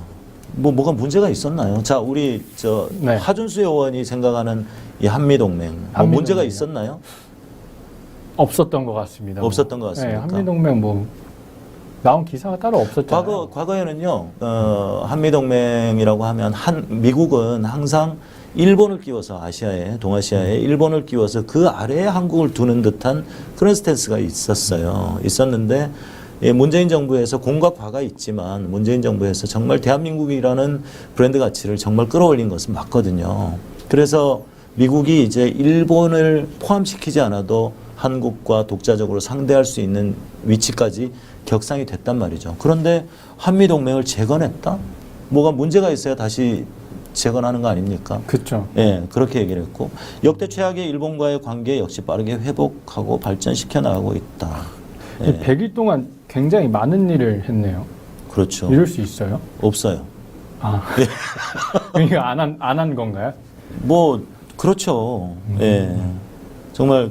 그리고 사실은 성과들이 있기는 했어요. 분명히 우리나라의 우수한 그 국방비가 상당히 많이 또 이 문재인 정부에서 자주국방을 강화한 측면이 분명히 있거든요. 그래서 얼마 전에 폴란드에 상당히 많은 11조, 12조 가까이 되는 우리 주력 그 K9 전투기, K9 자주포, 그리고 전투기, 뭐 또 F-50, 그 경공격기 이런 것들을 폴란드의 주력 그 장비로 사가기로 그렇게 계약도 했고. 근데 이게 정말 웃긴 게요. 윤석열 정부에서 자꾸 그 발표를 늦추려고 하는 거예요. 왜 그랬냐 보니까 제 생각인데, 너무 빨리 발표하면 윤석열 정부의 성과가 안 되잖아요. 그러니까 근데 외신에서요. 그래서 계속 늦췄는데 폴란드에서 사실상 계약한 거나 다름없다. 진행하고 있다라고 해버렸거든요. 그런데 외신에 보니까 문재인 대통령 이름이 나온 거죠. 윤석열 이름이 나온 게 아니라. 예. 그래서 아마 최대한 좀 늦춰서 윤석열 정부의 성과로 만들려고 했던 게 아닌가 취임 하는. 이후의 성과로 가져가려고. 그렇죠. 왜냐하면 그런- 이미 예. 계약은 그 전에 문재인 정부랑 에서 이제 진행이 된 논의를 거니까. 진행했고 이미 사우디아라비아라든가 아랍에미리트도 K9이나 방사포나 상당수 저 계약을 했고 수출을 했죠. 한 업적들이 문재인 정부 때 많거든요. 그렇죠. 호주에도 네, 수출했거든요. 그러니까 그런 오히려 문재인 정부는 평화만 얘기하고 오히려 국방력 약화라고 하지만 오히려 절대적인 국방비 지출 수준이라든가 수출 수준은 굉장히 세계적 수준으로 올라갔다고 볼 수 있어요. 그럼에도 그 과거 정부부터 이어왔던 걸 계승해서 본인들이 한다는 모양새 자체가 윤석열 정부 입장에서는 좋은 게 아니에요. 왜냐하면 문재인 지우기를 해야 되고 문재인 과거 정부 업적을 삭제를 해야 본인들이 부각되니까 그렇게 좋아하시는 돋보이기를 하셔야 되니 그렇죠. 저는 이제 그걸 늦추신 게 아닌가라는 생각을 합니다. 네. 성과 뺏어오기네요. 그냥 성과 뺏어오기. 그렇죠. 그러니까 상대방을 눌러야 그 반사이익을 누린다고 생각을 하는 거죠. 근데 그거는 민주당도 크게 다르지 않습니다. 예. 반성하겠습니다. 오늘 예. 네. 많은 시민들은 이제 민주당의 재건을 바라고 있습니다. 민주당의 큰 위기라고 생각을 하고 있고 민주당이 이제 새로운 지도부가 구성이 돼서 진짜 반드시 이길 수 있는 그리고 또 통합할 수 있는 그런 민주당이 되기를 바라고 있다고 생각합니다. 자, 윤석열 정부가 지금 20%대 중반 지지율 그리고 20%대 초반까지 갔다가 2, 3% 올랐어요. 네, 조금 그래서 오르고 지금 좋아하고 있어. 있던데요. 네. 막 좋아하고 있어. 올랐다 이러면서. 예, 이제 100일 조금 지났을 뿐인데 여전히 20%대를 기록하고 있는데요. 자, 예. 좋아할 때가 아닌 게 지금 사실 100일이면 허니문이죠. 허니문 기간이에요. 이제 네. 20%가 나오면 안 되는 기간인데 이거 갖고 좋아한다는 게 그렇죠. 얼마나 이제 6월 첫째 주부터 이게 한국갤럽 조사 가장 보수적인데 계속 내려가기 시작했거든요. 그렇죠. 이거 가지고 만족한다. 20%는요 국가의 그 운영할 수 있는 국정 동력을 잃는 상실. 기준이 바로 이제 30%인데 그렇죠. 그거 이하라는 거는 좋아할 일이 아닙니다. 크게 반성하고 쇄신하고 국민의 목소리를 더 들어야 될 시점인 거죠. 그렇죠. 세제를 정상화했다고 하는데 법인세를 최고세율을 인하하겠다. 이게 주요 대기업들에게 혜택을 주는 거거든요. 그거고 맞아요. 뭐 종부세 문제도 그렇고 양도소득세 문제 사실 이게 서민들의 삶과는 크게 상관이 없는 부분인데 그리고 또 전 세계가 뭐 아리백 한참 이제 유행했다. 자, 우리 하준수 의원 네. 아리백 네. 들어봤습니다. 네, 기사를 봤습니다. 알다마 200 원전 뭐 그거 아닌가요? 원전? 그러니까 친환경 에너지, 재생 에너지를 100% 사용할 수 있도록 요즘 앞으로 이제 지구의 수명을 늘려가야 되기 때문에 친환경 에너지를 사용하는 그 사용으로 가자는 그런 방향성이라고 볼 수 있습니다. 그런데 탈원전 정책이 이념과 얘기해서 그 이념과 연관을 지어서 탈원전 정책이 잘못됐다. 문재인 정부가 5년 동안 뻘짓을 했다. 그래서 원전 정책을 뭐 조금 위험성을 감수하고서라도 너무 안전성에 그 매여서 그 뭐 좌지우지하지 말고 막 신속하게 추진하라. 그런데 실제로 지금 관료들도 말을 잘 안 듣는 것 같아요. 이게 윤석열 정부가 끝까지 갈 것 같지가 않다는 생각이 좀 들어요. 많은 분들이 저한테 몇 년 갈 것 같냐고 올해 아니면 내년으로 얘기를 하시더라고요. 그러니까 네. 그거를 저희가 이제 법사가 아닌 이상 예측은 이제 못 하겠죠. 하지만 지금의 이제 허니문 기간에 20%로서 국정 운영을 한다는 것은 미국에서 최신 매체에서도 뭐라고 운영을 해. 전 세계 지도자 여론조사 22개 국가를 뭐 미국, 영국, 프랑스, 한국, 일본 다 포함해서 22개 국가의 네. 지도자에 대한 여론조사 지지율을 했더니 한국이 19%로 좀 꼴찌를 했거든요. 미국에서도 이 상황을 굉장히 심각하게 봐요. 그래서 이렇게 국정 동력 능력도 없고 국민들의 지지를 받지 못하는 한국 정부, 윤석열 정부와 우리가 뭔가 합의를 하거나 네. 뭔가를 약속을 한다 해도 그거를 약속을 이행할 수 있는 능력이 과연 있을까? 우리가 윤석열 정부와 계속 같이 가야 되는가에 대한 의구심이 미국에 있고 두 번째는 가장 중요한 게 펠로시 패싱했잖아요. 네, 그렇죠. 국가 의전 서열 3위라고 하시지만 실제적인 워싱턴 2위. 서열 2위거든요. 2위죠. 그 2위를 패싱했다. 뭐 바이든 부탁이다. 국익을 총체적으로 고려한 거다. 아, 펠로시를 만나지 않은 게 국익을 총체적으로 고려한다라고 한다면 듣는 펠로시 어떤 기분일까? 듣는 미국 어떤 기분일까? 듣는 미국 시민들 어떤 기분일까? 그 전세 순방을 할 때 유일하게 한국 정상만 만나지 못했어요. 그럼 미국의 펠로시 입장에서 미국 시민들 입장에서는 아 한국이 우리 무시하는구나 불쾌하죠. 라고 생각을 할 수밖에 없지 않을까요? 그럼 앞으로 도대체 한미 동맹에 기반한 뭐 국가 안보 정책을 세운다는데 전 모르겠습니다. 도대체 이 정부의 국정 철학이나 전 그 어떤 일관성, 방향이 뭔지를 이제는 잘 모르겠습니다. 그렇죠. 그렇습니다. 벌써 방송 시작 1시간이 지났습니다. 예. 보통 우리가 1시간 반 정도를 진행을 하는데 그쵸. 할 내용이 너무 많은데 오늘 그러니까요. 조금 늘어날 것 같기도 한데요. 그러면 조금 뛰어넘어서 자, 윤석열 정부가 한일 관계까지 국어를 하고 있다. 실제로 파이트리스트에서 배제를 해달라라고 그러니까요. 요청을 했는데도 거절을 했어요. 왜 그랬을까요? 일본에서는 왜 그랬을 것 같으세요? 그러니까 일본을 저는 좀 저희가 이해할 필요가 있다. 지금 일본 정부의 입장은요. 네. 한국이 강제징용 문제 현금화에 대한 해법을 가져와라. 우리는 이미 65년 한일 협정을 통해서 강제징용 문제 다 해결했다. 이제서 한국이 그걸 요구하는 것은 65년 청구 협정 위반이다라고 하는 게 일본 정부의 일관된 입장입니다. 네. 한마디로 피해국인 한국이 해법을 모색해야 되는 그런 처지가 됐는데 거기에 대해서 우리 입장을 관철시키고 이해하는 게 아니라 네. 일본에 대해서 먼저 막 기시다 총리 좀 만나고 싶다고 사정을 하고 이렇게 뭔가 굽히는 태도를 좀 보이는 게 맞는가. 우리가 이만큼 양보를 할 테니 일본도 이만큼 양보를 해라. 공평한 입장에서 저는 외교를 해야 되는 게 정말 절실하고 특히 일본의 이제 그런 원로 정치인들은 우리가 식민지 지배를 했던 한국이기 때문에 우리가 형이다. 한국은 아우이다. 이런 사고를 가지신 여전히. 분들도 존재하죠. 그렇죠. 이러한 지형들, 정치 지형들을 총체적으로 우리가 이해하고 일본의 입장들을 재책 확인을 해서 어떻게 한국의 국익을 위해서 이 대응을 할 것인지를 정말 숙고하고 행동해야 됩니다. 네, 그렇군요. 자, 그런데도 불구하고 윤석열 지금 대통령은 상당히 자신감에 차 있는 것 같습니다. 그죠? 네, 엄청 자신감이 차 있는 것 예, 같아요. 윤석열 대통령이 자신감을 가지고 있는 뭔가가 있지 않겠어요? 하여원은 뭐 생각해 본 게 있으세요? 뭘까요? 윤석열의 자신감. 김건희 여사 아닐까요? 김건희 여사? 그게 무슨 말이죠? 네? 김건희 여사를 너무 사랑해서? 네, 너무 사랑해서. 네. 김건희 여사에 대한 마음. 저는 엘리트리즘이라고 봐요. 엘리트리즘? 그러니까 여기서는 항상 뭐 이준석 당대표도 그랬지만 우리는 능력주의를 뽑는 거 능력 있으니까 채용하는 거다라고 이제 국민의힘에선 강조를 하는데 여기서 말하는 능력주의는 한마디로 학벌주의예요. 학벌이 좋으면 능력이 좋으니까 능력 좋은 사람을 썼는데 어쩌라고. 그게 뭐가 문제인가라는 그런 의구심이 있는 게 아닌가. 나도 서울법대 최고 학벌이고 내 주위 사람들 검찰 출신 서울법대 다 능력이 있는 사람을 쓴다는데 그게 뭐가 문제지라고 생각을 하기 때문에 조금의 지금 지지율이 안 나와도 문제라고 생각하지 않고 이렇게 당당한 태도를 보이는 게 아닌가.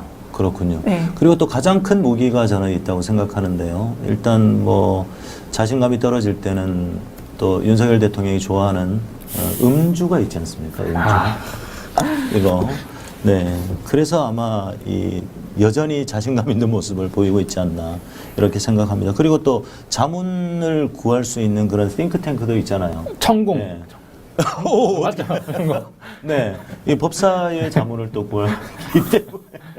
제가 압니다. 예, 이런 방송입니다. 예, 상당히 좀 수준 있는 얘기가 오가다가도 갑자기 한 번씩 예, 정말 삐끗하는. 국민 친화적이고 국민에게 직접 다가가는 소중한 네. 방송인 것 같습니다. 네, 예. 이렇게 또 흥미가 있어야 네, 또 그쵸. 시사나 정치 관련한 맞아요. 이슈들을 여러분들이 편안하게 또 접할 수 있고 하나씩 또 배울 수도 있고 그렇다고 생각합니다. 네. 자, 그러면 원래 우리가 준비했던 내용으로 넘어가야 될 것 같아요. 시간이 너무 많이 지나서 오늘 뭐 이후 일정은 괜찮으시나요? 네, 조금 연장이 돼서 많이 시간이 있습니다. 걱정하지 좋습니다. 마십시오. 예, 알겠습니다. 자, 우리 하요원이 진짜 준비를 많이 했습니다. 네. 정알못 하요원이 아니라 일주일 만에 상당히 많은 부분이 발전하고 있고요. 예, 진짜 대단하십니다. 멋집니다. 자, 그래서 하요원 뭘 준비하셨습니까? 네. 제가 네. 준비한 거는 이제 네. 언론 오늘 기사를 준비해봤는데요. 윤석열 대통령과 보수 언론이 오늘 우리 주제잖아요. 네, 맞습니다. 그죠? 네. 자, 어떤 내용을 준비하셨나요? 한번 봅시다. 네. 자, 제가 넘겨드릴 테니까요. 네, 감사합니다. 사과네요? 사과? 아오리 사과. 아오리 사과. 빨개지는 건가? 뭐 이거 말씀하시는 네, 거죠? 언론이 네. 윤석열 대통령을 너무 보호해 주는 것 같아서 윤석열을 향한 러브레터 탑10 기사를 뽑아봤습니다. 네. 윤석열 네. 헐겠다 기사. 맞습니다. 얼겠다 기사. 윤석열을 마사지해주는 네. 예, 탑10 기사를 뽑아봤군요. 첫 번째가 아우리 사과군요. 아우리 사과 쥐고 빨개지는 건가? 윤석열 발언 논란이 일었지만 진짜였다. 네. 예, 아우리 사과가 빨개진다고 합니다. 근데 팩트는 우리는 또 팩트를 추구하지 않습니까? 맞습니다. 빨개집니다. 빨개지는데요. 아우리 사과 아세요? 네. 예, 빨개지면 이게 상품 가치를 잃어버려요. 아우리 사과는 원래 파랄 때 녹색일 때 먹는 게 아우리 사과거든요. 맞습니다. 사과 품종이 많듯이. 그런데 윤 발언 논란 일었지만 진짜였다. 이야, 정말 빨개지는 게 맞다고 이제 그렇죠. 보호를 해주더라고요. 네. 저는 이 지점이 아쉬웠던 게 이제 네. 민주당에서 좀 더 공격할 때 아니 민주당이나 진보에서 얘기를 할 때 네. 어떻게 이런 팩트 체크도 안 하고 빨개지냐 안 빨개지냐 이거 가지고 공격을 하는 게 아니라 이것도 모르는 대통령 무식한 대통령이 아니라 이 당시에 마트 관계자에게 반말로 이게 뭐야? 그렇지. 이거 빨개져? 이런 식으로 본인 원래 윤석열 대통령은 본인 평소에. 측근들에게 되게 편하게 대하는 걸로 유명한데 하지만 마트 관계자는 측근이 아니라 하나의 귀한 국민인데 그런 국민들에게 이제 반말로 하면서 이게 뭐냐? 빨개지냐? 이런 태도를 보이는 것 자체가 국민을 어떻게 생각하고 있는지를 보여주는 단면이다. 저는 사실 그 점에 있어서 좀 더 공격을 했어야 되는 게 아닌가 좀 아쉬움이 있습니다. 기본적인 대통령의 자세에 그렇죠. 대해서. 그러니까 과거에 기자를 상대해서도 기자가 질문을 하는데 크게 이렇게 얘기하잖아요. 좀 크게 얘기해 주세요라고 말 못하냐? 네, 진짜 쪽팔리게. 자, 그래서 빨간 아우리가 있기는 해요. 네. 근데 자, 이거는 이게 어떤 품종인 것 같으세요? 예, 이 사과? 이건 아우리가 아니에요. 홍로? 예, 홍로. 홍로, 네. 홍로죠. 오, 정확하게 아시네요. 뭐 홍옥이라고도 하고 홍로라고도 하고 아우리는 파랄 때 수확을 하는 겁니다. 예. 빨개서 수확을 하면 그게 이제 흠과로 이 분류가 되고 그러니까 파랄 때 수확해서 빨개지지 않죠. 네, 맞습니다. 수확을 하면 그죠? 여기 자세히 보시면 파란색 있잖아요. 그런 것처럼 아우리 사과는 원래 파랄 때 수확을 해서 먹는 게 아우리 사과이죠. 근데 윤석열의 말이 사실이었다. 아우리 사과도 빨개진다. 예, 이렇게 얘기를 했다는 거죠. 야, 대단하네요. 자, 그다음 기사 한번 보겠습니다. 한번 볼까요? 네, 자, 이건 또 기사는- 뭡니까? 국수 한 그릇? 우리의 국수 한 그릇? 많이 나와 있지 않아요. 윤석열 대통령의 얘기가 네. 많이 나와 있지는 않은데 네. 이 기사를 보면은 이제 일본 동화를 하나 가지고 와가지고 일본의 동화. 네, 우동 한 우동 한 그릇이라는 네, 걸 가져와서 예. 얘기를 하고 이제 밑에 이제 삼각지 그 국수 할머니에 대한 미담으로 밑에를 이렇게 붙여줘요. 살을 붙여주고 마지막에 이제 이렇게 잊혀졌던 삼각지 할머니 얘기를 윤석열 대통령의 대통령이. 방문을 통해서 이제 한 번 더 이렇게 저희한테 소환됐다. 이렇게 따뜻한 배려가 정치에 묻어나야 된다라고 이렇게 말하더라고요. 네. 그렇군요. 이게 어디입니까? 어디 논설위원입니까? KBS 해설위원 실장 이동식 논설위원. 네, 전 KBS 해설위원 실장. 그렇군요. 자, 그 윤석열은 국수를 먹으러 갔을 뿐인데, 네, 그죠? 맞습니다. 이런 미담까지 넣어가지고 윤석열을 마사지하고 있다. 예, 5,000원짜리 잔치국수 5,000 포착 국수집 알고 보니까 이러이러한 미담이 있었다. 뭐 이렇게 하면서 네, 야 정말 눈물 없이 볼 수 없는 예, 맞습니다. 그런 기사라고 볼 수 있네요. 자, 좋습니다. 그러니까 윤석열은 그냥 국수를 먹고 왔을 뿐인데 윤석열과 어떤 그 국민들을 겸허히 받드는 배려의 아이콘 뭐 이렇게 만들기 위해서 이제 마사지를 했다고 볼 수 있네요. 근데 네. 저는 잔치국수 오찬 이걸 보면서 네. 느꼈던 게 네. 아니 그 이번에 네. 우리 수세 났을 때 네. 자기 경호 문제 때문에 집에서 다 지시를 하고 경무원들 연락을 했잖아요. 이게 네. 경호 문제 때문에 내가 현장에 어떻게 가냐. 네. 근데 그러면 이 잔치국수 집에는 경호원이 없었을까요? 있었죠. 그러니까 그러면은 이게 어떤 분은 이게 이번에 수해가 자연 재해가 아니라 무정부 상태 아니었냐 그렇게까지 말씀하시는 분이 있을 정도로 굉장히 국민들이 혼란스럽고 반지하에서 죽어가고 힘들어하고 고통받아 했는데 무정부 상태라 느낄 정도로 그런 상황에서는 경호 문제로 집에서 컨트롤 타워 지시를 하고 현장에 절대 안 가고 그렇죠. 그 잔치국수 먹을 때는 이제 경호원들 다 대동해서 국수 먹으러 가고 도대체 윤석열 행정부가 우선순위로 두는 중요시하는 가치가 무엇인지 저는 매우 궁금해졌습니다. 그렇죠. 그 우리 국민 세 분이 안타깝게 사망을 하신 그 반지하 거기에서도 사실 많은 그 국민들의 비판을 네. 받고 있지 않습니까? 근데 어떤 논설에서 그 기사에서 그런 얘기를 했어요. 사실은 윤석열 대통령이 그 폴리스 라인을 넘어서 계단으로 내려가다가 구두가 젖고 바지가 젖고 그래서 경호원들이 깜짝 놀랐고 어디서 지금 개 구라를 까고 계십니까? 예?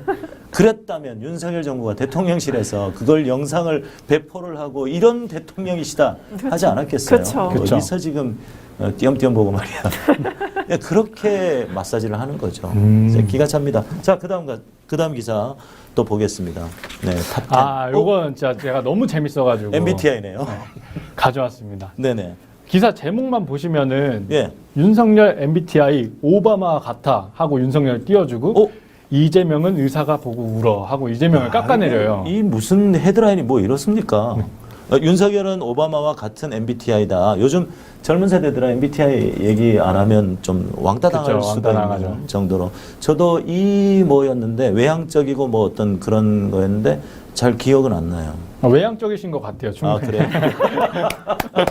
우리 변호사님은? 네, 저도 ENFP죠. 완전 외향적인 성격입니다. 그러시구나. 그래서 예전에는 저희 막 소개팅 할 때는 20년 전만 해도 혈액형 혈액형. 물어봤는데 맞아요. 요즘은 옛날에 혈액형 같은 게 MBTI인 것 네. 같아요. 저는 근데 이거 보면서 좀 화가 났던 게 예. 아미의 위력 우리가 잘 알고 그 아미. BTS인데 여기에 굳이 BTS 멤버 지민을 전 넣은 게 여기. 의도가 있었다. 제가 이 기사가 되게 조회가 많이 된 걸로 알고 있어요. 근데 맞아요. 아시겠지만 기자들은 조회수가 굉장히 많이 올라가고 공유가 많이 되는 게 중요한데 여기에 굳이 MBTI 유형으로 같은 유형인 게 BTS 멤버 지민이다. 지명이다. 이건 저는 분명히 정치적 의도가 있었다. 특정인에게 유리하게 하고 검색이 많이 되게 하려는 그런 의도 속에 우리는 BTS 지민과 같은 MBTI예요. 그러면 그 아미들은 BTS 우리 지민과 같은 MBTI야? 좀 더 호감을 가질 수밖에 가질 없지 수 있게. 않겠어요? 정치적 의도가 굉장히 특정인에게 그러네요. 유리하게 다분한 그런 저널리즘을 상실한 저는 네. 기사가 아니었나 생각했습니다. 그러니까 윤석열 대통령이 ENFJ라고 합니다. 언변이 좋고 사람들을 이끄는 리더십을 가지고 있을 것 같지 않은데요. 네. 네. 봐온 건 좀 다른 것 같습니다. 네. 그런데 예. 국내 유명인에는 배우 선수 김연경, 배우 이정재, 정우성, BTS 멤버 지민 등이 있다. 네, 지민을 굳이 넣은 이유가 있다는 거죠. 그러네요. 그러면서 또 오바마와 같다. 근데 아니 헤드라인에 이재명은 의사가 보고 울었다. 야, 이건 진짜 이것만 보면은 너무 안 좋아 보이잖아요. 그렇죠. 근데 그런 얘기가 아니더라고요. 내용을 보면. 그렇죠. 이재명 후보가 그 보니까 좀 섬세한 성향이 네. 실제로 섬세함이 있거든요. 맞아요, 네, 진짜 맞아요. 섬세하세요. 네, 진짜 섬세. 진짜 꼼꼼하시고 섬세하세요. 대선 때도 네. 정말 위원회 보고서 60기를 매일 밤 새벽 3시까지 그거 다 읽고 공부하고 다 체킹하고 주무셨어요. 정말 섬세하세요. 맞습니다. 네, 옛날에 과거에 그 시민들을 향해서 쓰셨던 글 오글오글거리는 글. 예, 그거 아무나 못 하거든요. 맞아요. 다 사랑해 버릴 거다. 나 진짜 다시는 하지 마시기 바랍니다. 네, 그렇군요. 야, 정말. 네, 그래서 이 이재명 후보 얘기는 뭐였어요? 그래서 이재명 후보의 얘기는 네, 2002년에 의사가 장난 삼아서 해봤는데 네. 어떻게 이런 성향을 갖고 시민운동을 할 수가 있냐. 너무 섬세하고 정말 여린데. 네. 근데 그건데 이제 기사 제목만 보면은 엄청 안 좋게 한 거죠. 깐 거죠, 이재명 의원을. 네. 그러니까 MBTI 상으로는 섬세하고 상당히 여린 성향을 가지고 있는데 어떻게 이런 분이 시민운동을 하셨나요? 그렇게 네. 얘기를 했는데 마치 헤드라인만 보면 이재명은 아주 나쁜 네, 성향의 맞습니다. 사람이고 이게 일종의 이제 이재명 악마화인 거죠. 그렇죠. 네. 자, 그렇습니다. 네, 탑10 중에 몇 가지를 봤죠. 자, 그 다음에 또 한번 보겠습니다. 이 기자가요, 예, 요 기자가 누굽니까? 정현정 기자. 네, 서울경제군요. 정현정 기자. 그래서 정현정 기자가 쓴 기사들을 조금 봤죠. 네, 몇 가지를 이렇게 준비해 봤는데 상당히 일관되더라고요. 정현정 기자님 보고 있나? 네, 자, 일관됩니다. 아, 그 가방이네. 영화 관람 김건희 여사 패션 보니. 네. 아, 이게 기사가 될 정도인가 싶기도 하고요. 뭐 거의 뭐 완판 기사도 많이 나왔죠. 네, 그러니까요. 그리고 서민적인 뭐 신발 뭐 4만 얼마짜리, 치마 뭐, 5만 원, 치마 뭐 5만 원짜리. 근데 나토 회의가 되면 발찌 1,500만 원짜리. 그렇죠. 네. 몇 천만 원짜리 막 끼고. 네. 참, 기가 찹니다. 똑같은 정현정 기자, 서울경제. 올린 머리에 올 화이트 패션, 김건희 바이든 만났다. 근데 왜 귓볼 성형한 얘기는 안 할까요? 그 귓볼 성형한 사람 보셨어요? 저는 한 번도 본 적이 없어요. 그게 관상에 좋답니다. 귀가 좀 크고 이렇게 옛날에 그 노태우 같은 귀 있잖아요. 이 부척이라고 부척이 하죠. 같은. 네. 그래서 여기에 이제 살을 붙여가지고 귓볼 성형을. 아, 그런 게 있어요? 네. 네. 근데 되게 이상하지 않았어요, 여기? 아, 여기가 이렇게 두툼하시더라고요. 그죠. 그 살을 붙인 거예요. 아. 네, 귀가 크게 보이려고. 그럼 관상이 바뀌나요? 관상이 선천적인 관상이 있고 후천적인 관상이 있는데, 후천적인. 근데 후천적인 관상으로는 전체 선천적인 관상을 완전히 뛰어넘지 못하지만 일부 운명이 바뀔 수 있다고 합니다. 일부 운명? 네. 그런 얘기가 있군요. 네. 자, 그렇군요. 자, 정현정 기자, 서울경제 방송 타셨어요? 네. 자, 보도록 하겠습니다. 자, 이건 뭡니까? 윤석열의 구두. 백화점 가서 구두를 산 게 엄청 화제가 됐었잖아요. 제목만 봐도 진짜 눈물 난다. 근데 이렇게 막 구두를 광내듯이 윤석열 대통령을 광내줬더라고요. 이제 자유부인이라는 소설이랑 시를 인용해서 이제 이 구두가 그 사람의 살아온 이력이다라는 이런 내용을 담은 기사인데 윤석열 대통령이 뭐 이방저방 다니면서 다른 분야에 업무하는 사람들을 뭐 끊임없이 만나서 구두 밑창이 달았다 뭐 이렇게 해서 그만큼 이제 성실하다 그래야 일이 정상적으로 돌아간다 뭐 이렇게 얘기를 했더라고요. 이 기사에서. 부지런하기는 한 것 같아요. 일단은 그 청와대에 머무르지 않고 대통령실을 용산으로 옮겼고 아크로비스타에서 출퇴근을 하고 또 그 시간 짬을 내서 퇴근하고 또 900만 원어치 술을 드시고 대통령 비시를 받으시고 뭐 술 먹으러 다니다 보면 또 구두 밑창이 다를 수도 있다는 생각이 이게 너무 미화가 아닌가라는 생각이 그렇죠. 드는 게 그러니까 저는 왜 특정인에게 이렇게 미화하는 게 만약 이 지점에서 구두를 굳이 얘기하고 싶었으면 뭐 그 대선 기간에 기차에서 발을 올리고 구두를 잘 보여주셨던 네. 그거를 부각시키시던지. 자, 족발 사진. 그리고 서초 네. 집에서 용산까지 8km 교통을 통제하면서 이 구두를 사러, 그러니까 어떤 분이 시민분이 뭐라고 SNS에 네. 아침부터 교통이 통제되길래 나는 대통령이 일하러 가는 줄 알았다. 알고 보니까 쇼핑하러 간 거예요. 구두 사러. 그러면은 이 대통령의 윤석열의 구두는 시민들의 교통 통제를 통해서 본인의 공적인 업무 수행이 아니라 사적인 쇼핑을 위해서 이 구두가 탄생한 거다. 그러면 이런 거를 언론이 감시와 통제의 기능이 있으니까 그걸 다루셔야 되는데 그게 아니라 윤석열 찬양. 특정인 찬양이 바로 언론의 그런 원래 미덕이고 본분인지 저는 매우 아쉽습니다. 그래요. 이야, 정말 어마어마하네요. 저도 기사를 상당히 많이 보는 편인데, 야, 이런 거 보니까 거의 뭐 진짜 윤석열을 미화하기 위해서 일단 제목만 봐도 뭔가 좀 뭉클할 준비가 되어야 할 것 같은. 이 그림만 봐도 이제 그렇죠. 네. 마치 그 전직 대통령의 그 구두 이야기와도 좀 그 아지오 구두라고 있거든요. 네. 맞아요.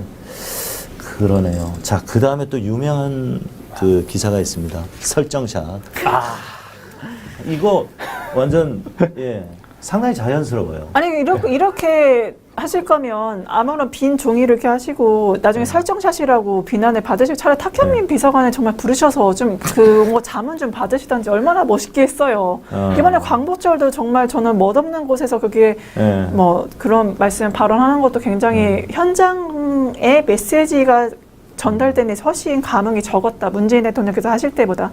그럼 탁현민 의전비서관 그렇게 궁금하시고 굉장히 부러워하시면 좀 뭐 당을 초월해서 정권 초월해서 좀 초빙해가지고 내가 어떻게 했으면 좋겠냐 좀 자문을 드렸으면 이런 결과가 안 나왔을 텐데 그것도 되게 아쉽죠. 탁현민 비서관이 연출 하나는 잘했죠. 네, 진짜 잘했죠.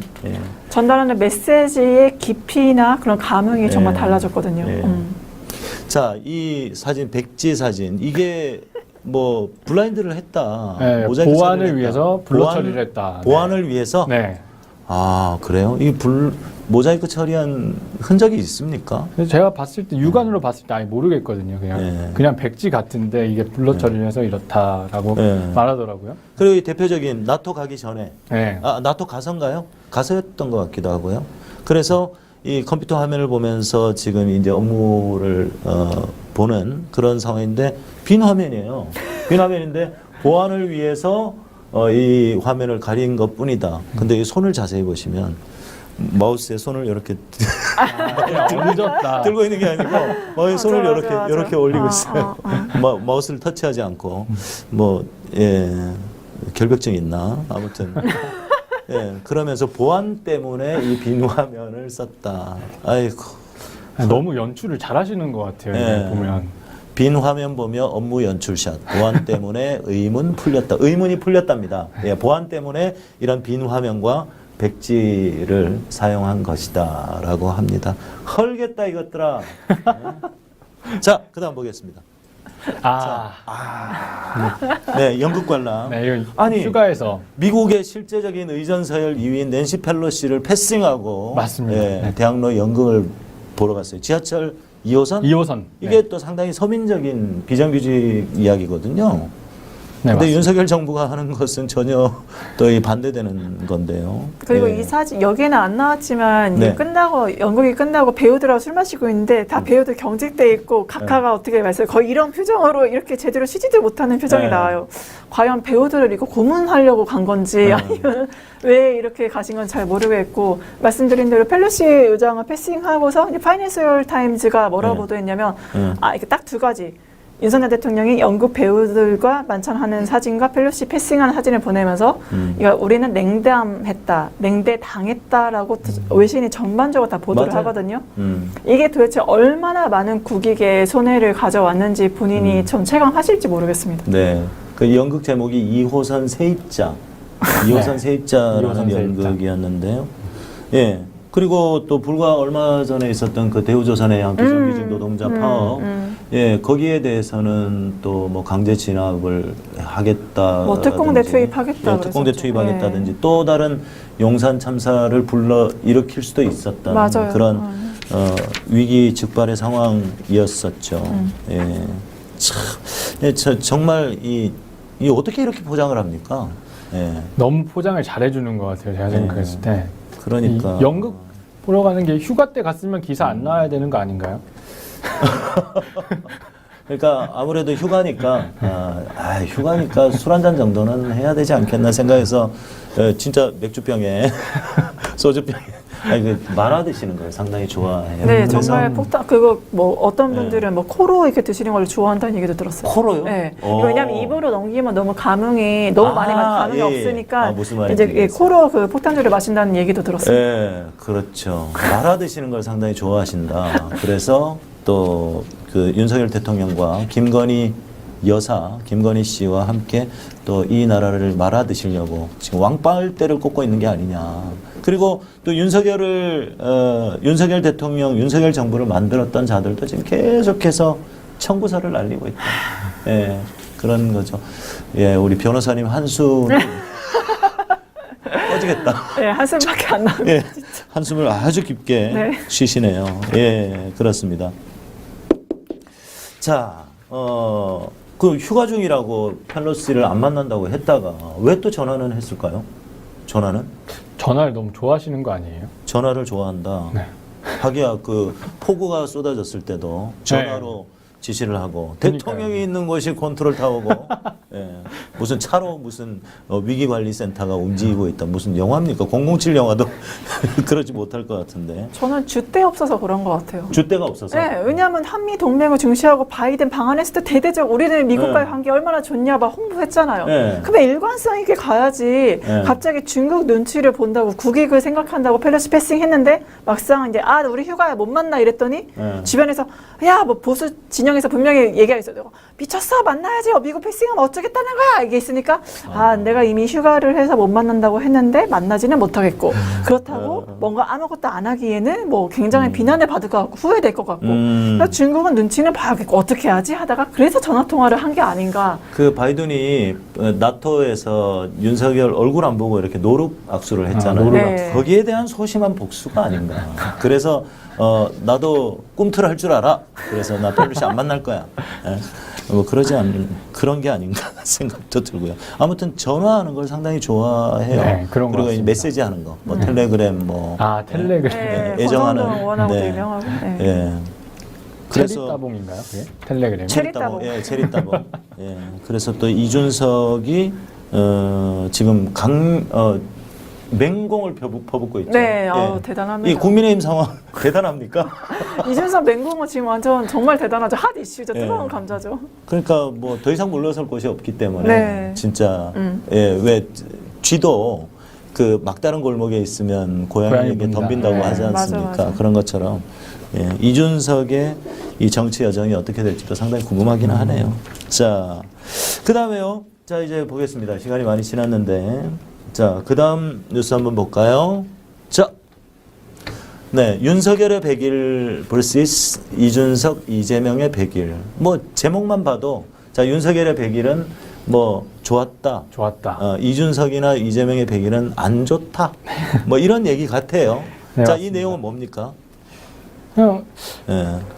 이게 총 100일 동안의 일을 그냥 총 집합해 놓은 건데 음. 윤석열 대통령은 정말 잘했다. 그냥 100일 동안 정말 잘했다. 그런데요. 가만 보니까 이게 매일신문인데요. 네, 매일신문. 저는 깜짝 놀랐어요. 자, 100년 집권을 얘기하던 문재인 좌파 정권이 한순간에 권력을 잃어버렸으니 이것이 꿈인지 생신인지 구분이 잘 가지 않을 수도 있습니다. 문재인 좌파 정권이라고 언론에서요. 그러니까. 이렇게 적어요. 이것만 있는 게 아니라요. 여기 보면 자, 우왕좌왕 자충우돌 좌파 매체들에게 공격 빌미만 제공하는 한심한 측근과 인사들을 보면서 우리가 이러려고 윤석열을 뽑았나는 한탄이 나올 만도 하다. 물론 시행착오는 있을 수밖에 없다. 언론과 허니문의 기간이 있다. 6개월 정도. 네, 그리고 어느 정도 이해와 양해를 하는 것이 관행처럼 되어 있다. 네, 그런 거예요. 네. 자, 뭐 기존 언론을 장악한 좌파들은, 저는 진짜 제 눈을 의심했어요. 정말. 실제로 기사 내용이 기존 언론을 장악한 좌파들은이라고. 너무 놀랍네요. 네. 네. 좌파가 뭔지도 모르면서 말이죠. 네. 그렇습니다. 자, 그 다음에 또 보겠습니다. 이재명 관련 수사 10여 건. 자, 이제, 윤석열 대통령을 이제 마사지 해준 그 네. 탑 10이었죠? 네, 맞습니다. 탑 10을 봤고요. 우리 네. 정할모 씨 아니라 이제 새로운 별명을 붙여줘야 될 것 같아요. 상당히 많은 준비를 아니. 하고 있습니다. 우리 하준수 기자. 네. 자, 그 다음에 이제 이재명 의원에 대한 네. 이야기로 넘어. 이재명 의원 네. 미운 놈 만들기 베스트 5를 제가 이제 골라봤습니다. 그러니까 이재명 악마화. 네, 악마화. 말 그대로 악마화. 베스트 5. 근데 이게 의미가 없는 게 베스트 5가 의미가 없는 게 예. 이재명 의원을 치면 예. 대부분이 다 까는 기사예요. 까는 기사다. 네. 예. 그래가지고 이것도 똑같고 저것도 똑같고 이러다 보니까 일단 내용 위주로 좀 골라봤습니다. 아니, 왜 이재명 의원에게는 이재명의 구두 뭐 이런 기사 논설 뭐 이런 게 논평 같은 게 안 나올까요?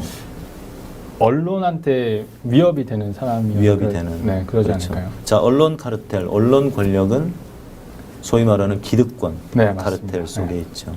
네, 그들은 무한한 권력이라고 생각하고, 그죠? 정치 권력은 유한하다고 생각하고, 우리가 말이야 이 대한민국을 어떻게 만들어 왔는데, 예?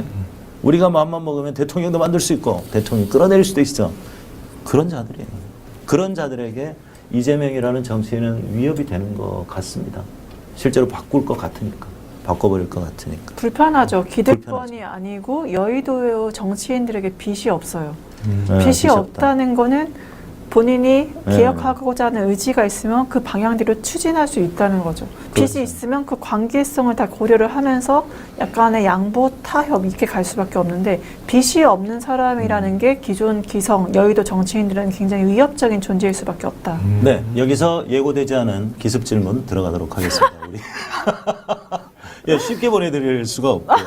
자, 그래서 민주당 내부에서는 그러한 그 기득권 성향의 그 정치 세력들은 없는가? 저는 있다고 보거든요. 있다고 보고 가장 큰 게 이재명 의원 등이 주장하는 국회의원 3선 연임 제한.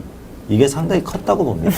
예. 맞아. 자, 우리 공보국 부대변인, 상금 부대변인이신데 사실 발언하기가 쉽지 않으실 것 같지만 오늘 소신 있는 발언을 한번 기대해 보겠습니다. 자, 민주당 내부는 왜 또 이재명을 건강하게 견제하는 세력은 분명히 필요해요. 필요한데 그렇지 않은 이 민주당의 행태 또는 작태에 대해서 말씀을 좀 해주시면 좋겠습니다. 뭐 여러분들 잘 아시다시피 화장실 들어갈 때와 나올 때가 다르다라고 얘기를 하잖아요. 그래서 그런 식으로 우리 민주당은 제가 대선 때 만난 한국 기자들은 가장 많이 들었던 건 민주당의 잘못이 뭐라고 생각하십니까? 우리는 뭐를 개혁해야 될까요? 전 물어봐요, 기자분들. 특히 20, 30대 기자분들한테 많이 여쭤보면 하는 말이 민주당이 더 이상 기득권이 아닌 척 안 했으면 좋겠다. 민주당은 이미 대통령을 몇 번이나 냈고 지금 문재인 대통령도 대통령이고 이미 기득권인데 왜 기득권 그리고 집권 그때는 이제 여당이었죠. 집권 여당인데 대통령인데 왜 기득권이 아닌 척하면서 기득권을 타파해야 된다. 그만 스스로를 타파하겠다는 얘기입니까? 맞네요. 뼈 아프네요. 예, 저는 그 말이 너무나 뼈 날카롭다. 아팠거든요. 예. 그러니까 민주당이 기득권인데도 기득권이 아닌 척 안 했으면 좋겠다는 그 말이 결국에는 우리 민주당 자체가 어떻게 개혁을 해야 되는지 그 방향을 제시해 준 게 아닌가. 그렇죠. 그렇기 때문에 그런 산선 연임 제한이라던가 기존의 민주당이 기득권이라고 해서 가지고 있었던 그런 카르텔을 민주당 스스로 부시는 모습. 우리는 이제 기득권으로서 국민의 목소리를 외면하고 우리의 기득권 쟁취를 위해서 매진하지 않겠습니다. 정말 이제는 국민을 위한 정당으로 거듭나겠습니다. 다시 태어나겠습니다라는 모습을 말뿐만이 아니라 행동으로 보여주고 이런 산섬 연인 제한이든지 기존의 기득권을 내려놓고 그런 거 타파하는 모습을 보여줄 때 국민들이 민주당을 다시 신뢰할 수 있지 않나라고 생각합니다. 네, 공감이 됩니다. 그러니까 우리 당원들이나 국민들이 원하는 것은 민주당이 더 이상 기득권화 돼서는 안 되고 시민들의 목소리를 들어라는 그쵸. 겁니다. 네.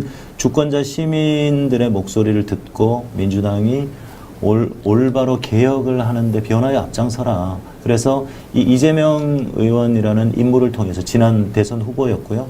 인물을 통해서 새로운 희망을 보고 있는 것은 사실인 것 같습니다. 그런데 우리가 그러니까 이해할 수 있는 선에서 또 비판과 이런 어떤 공격들을 할 수 있다고 봐요. 서로 건강한 논쟁들을 할 수 있다고 보는데 그 선을 넘어서는 안 된다는 것이죠. 예. 그래서 민주당이든 국민의힘이든 저는 당을 다 초월해서 대한민국 전체 국익이나 발전을 위해서 국민을 위해서라도 제발 비판을 위한 비판은 안 했으면 좋겠다. 건전한 논의나 어떤 문제 제기는 분명히 필요하지만 고인물이 돼서는 안 되니까. 하지만 비판을 위해서 비판을 하는 거는 이제 더 이상 없었으면 좋겠다 생각합니다. 네, 좋습니다. 예, 그래요. 자, 그럼 이 내용 한번 볼까요? 이재명 관련 수사 10여 건, 야당이 2년간 사법 리스크 떠 안을 듯 이러면서 쭉 이제 공격했던 뭐 주요 사건들 뭐 얘기를 하고 있고요. 그리고 또 하나 볼까요? 자, 그 다음 뭐 어떤 내용입니까? 네, 이것도 하진수 기자. 칼럼인데요. 뭐 예. 이재명 사법 리스트라는 명목하에 전반적으로 이재명 의원을 까고 있습니다. 네.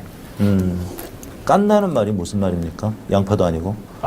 이게 무너뜨린다, 공격한다, 뭐 이런 말이죠. 언론이 공격한다? 그러니까 말씀하셨던 대로 팩트를 기재로 이렇게 얘기를 해야 되는데 보도를 해야 되는데 이건 그냥 팩트라고 하긴 어려운 걸 가지고 그냥 이재명 의원을 그냥 깎아내리는 게 아닌가라는 생각이 들어요. 주로 이 뭐 조중동 기사 이거는 문화일보 기사인데요. 이 뭐 사자성어 같은 거 써가면서 민주당에 들이온 또 다른 위험은 한없이 가볍고 조변 섞게 하는 이재명 발언 리스크에 발생할 공산도 크다. 딱 이렇게 규정을 해버리네요. 이재명이 뭐 말이 가볍고 아침 다르고 저녁 다르고 뭐 그런 식의 얘기네요. 계속 말이 바뀌었다. 네, 여기 그 얘기 나오네요. 뭐 핵심 피의자인 배모 씨의 지인 김모 씨가 극단적 선택을 한 것을 이재명 의원 때문이다라고 거의 뭐 사실처럼 규정을 해버리는 어떤 이런, 그리고 뭐 선거 캠프 운전기사 급여, 야, 이거 사실 가장 먼저 이 검찰이 어떤 사건들을 기소를 할 것 같으세요? 저는 지금 검찰이 진행하고 있는 핵심이 이거 한동훈 법무부 장관이 지금 결국엔 지금 검찰총장, 한동훈 법무부 장관, 그다음에 그 대통령, 검찰 출신 대통령 이런 이제 트리플 앵글이 다 완성 권력 구도가 검찰에 의한, 그러니까 검찰에 의한, 검찰에 의한 통제되는 대한민국 시스템이 이제 만들어질 위기에 처해 있고, 그러한 상황 하에서 가장 먼저는 문재인 대통령 지우기, 문정부의 업적 지우기가 아닐까. 그래서 가장 업적 중에 하나가 바로 2018년 평창 올림픽과 북한과의 정상회담이었잖아요. 예. 그래서 거기에서 그 행정부를 수반을 해서 정말 헌신하셨던 서욱, 서훈, 박지원 전 국정원장에 대해서 정말 고소고발이 들어가고 주변 민주당 의원들도 지금 관련된 사람들 다 이제 압수수색이라든가 조사가 지금 진행되고 있는 상황이기 때문에 그것 때문에 사실 당원 80조 개정 문제가 나온 거거든요. 이거 특정인 구하기, 뭐 방탄 이렇게 욕을 하시지만 그게 아니라 전당대회 제가 준비위원이었으니까 전당대회 준비위원회에서 이미 7월 20일부터 우리 이거는 이제 검찰 공화국의 완성, 검찰 독재의 그런 정치적 탄압 아래서 민주당을 보호해야 된다는 그런 기조 아래에서 우리 민주당 의원들 민주당을 보호하자. 그런 차원에서 당원 80조 개정이 나오고 있었는데 나중에 이제 당원분들이 문제를 제기를 하시니까 이게 마치 특정인의 방탄 조끼용으로 하는 거냐라는 비판을 굉장히 프레임 씌워서 했어요. 사실 그 의도는 그게 전혀 아니었거든요. 사실 그 의원들 간에 논의가 있었다는 얘기는 저도 들었거든요. 당원 80조. 사실 이게 처음에 그 도입이 된 게 안철수 씨가 민주당에 있었을 때 이게 도입이 됐다고 저는 알고 있고요. 이제 합리적이지 않으니까 이게 어떤 특정인을 위한 게 아니라 이거는 좀 합리적이지 않은 내용이기 때문에 이미 논의가 돼 있었고, 그래서 전준위에서 이제 하급심 확정 판결 시에 그쵸. 여기서 또 주어가 사무총장이잖아요. 그죠? 사무총장이 당대표의 권한을 중지할 수 있다, 정지할 수 있다인가요? 뭐 그런 내용인 것으로 알고 있습니다. 그러니까 검찰의 기소시에서 이제 하급심 판결로 한 이유가 지금 과거에 저희가 야당이었을 때 그때 80조 만들었던 배경과 지금의 정치 상황이 너무 다르다.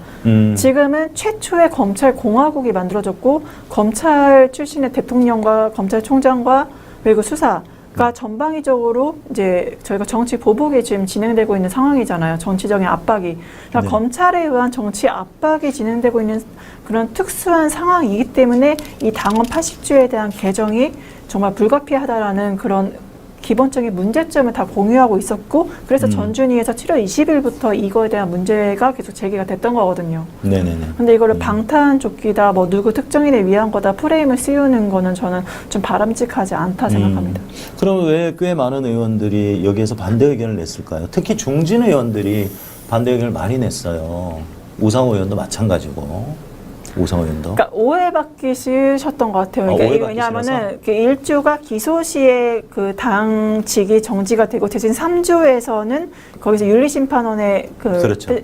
판단에 따라서 그거를 징계를 안 할 수 있다라고 명시가 되어 있는데, 그럼 3조의 구제 조항이 있으니 그걸로 우리가 충분히 넘어갈 수 있지 않냐, 검찰이 기소를 해도. 이제 그런 인식이 좀 있으셨던 것 같아요. 그리고 무엇보다 지금 이 상황에서 80조를 바꾸면 마치 이제 국민의힘에 어떤 비밀을 줄 수 있다. 뭐 특정인의 방탄조끼, 특정인 구하기로 해서 민주당이 다 가담을 하는 거냐라는 어떤 정치적 비밀을 줄 수 있다는 그런 생각에 그렇게 반대하셨던 분들이 있었던 걸로 알고 있습니다. 그런 지점을 우리 당원들과 국민들은 안 좋아합니다. 그래서 뭐 할 건데? 뭐 이런 거죠. 우리 국민들이. 그래서 전준위에선 시대적 상황이 이런 특수한 상황이 됐으니 검찰에 의한 정치 보복과 정치 수사가 지금 진행이 되고 있으니 이러한 시대적 특수성을 반영을 해서 당원 80조도 우리가 민주당을 지키기 위해서라도 민주주의 수호를 위해서라도 개정을 하자는 움직임이 높았던 거죠. 하나만 더 여쭤보겠습니다. 그러면 윤리심판원에서 그것을 30일인가요? 뭐 이내에 할 수 있다고 돼 있는 것을 왜 당무위로 옮겼을까요? 윤리심판 잘 아시다시피 당의 조직에 계신 분도 참여하지 대부분 이제 외부 인사들이 그렇죠. 참여를 예, 하기 좀 때문에 독립적으로. 지금 이 기소는 검찰의 기소는 정말 과거처럼 잘못을 해서 기소를 한다기보다는 어떤 정치적인 보복이나 정치적인 수사로 인한 기소 성격이 굉장히 강할 수밖에 없는 시대적 상황이 있기 때문에 이러한 기소 자체에 대해서 외부분들, 정무적 판단이 필요한 것임에도 불구하고 외부분들이 많이 있는 윤리심판에 맡기면 정무적 판단이 고려돼야 됨에도 불구하고 철저히 법적으로만 해석될 수밖에 없는 그런 한계가 있을 수밖에 없어서 그래서 윤리심판이기보다는 당무위, 정무적 판단을 할 수 있는 주체로 넘기는 게 합리적이지 않겠냐라는 논의가 있었던 것으로 압니다. 그렇군요.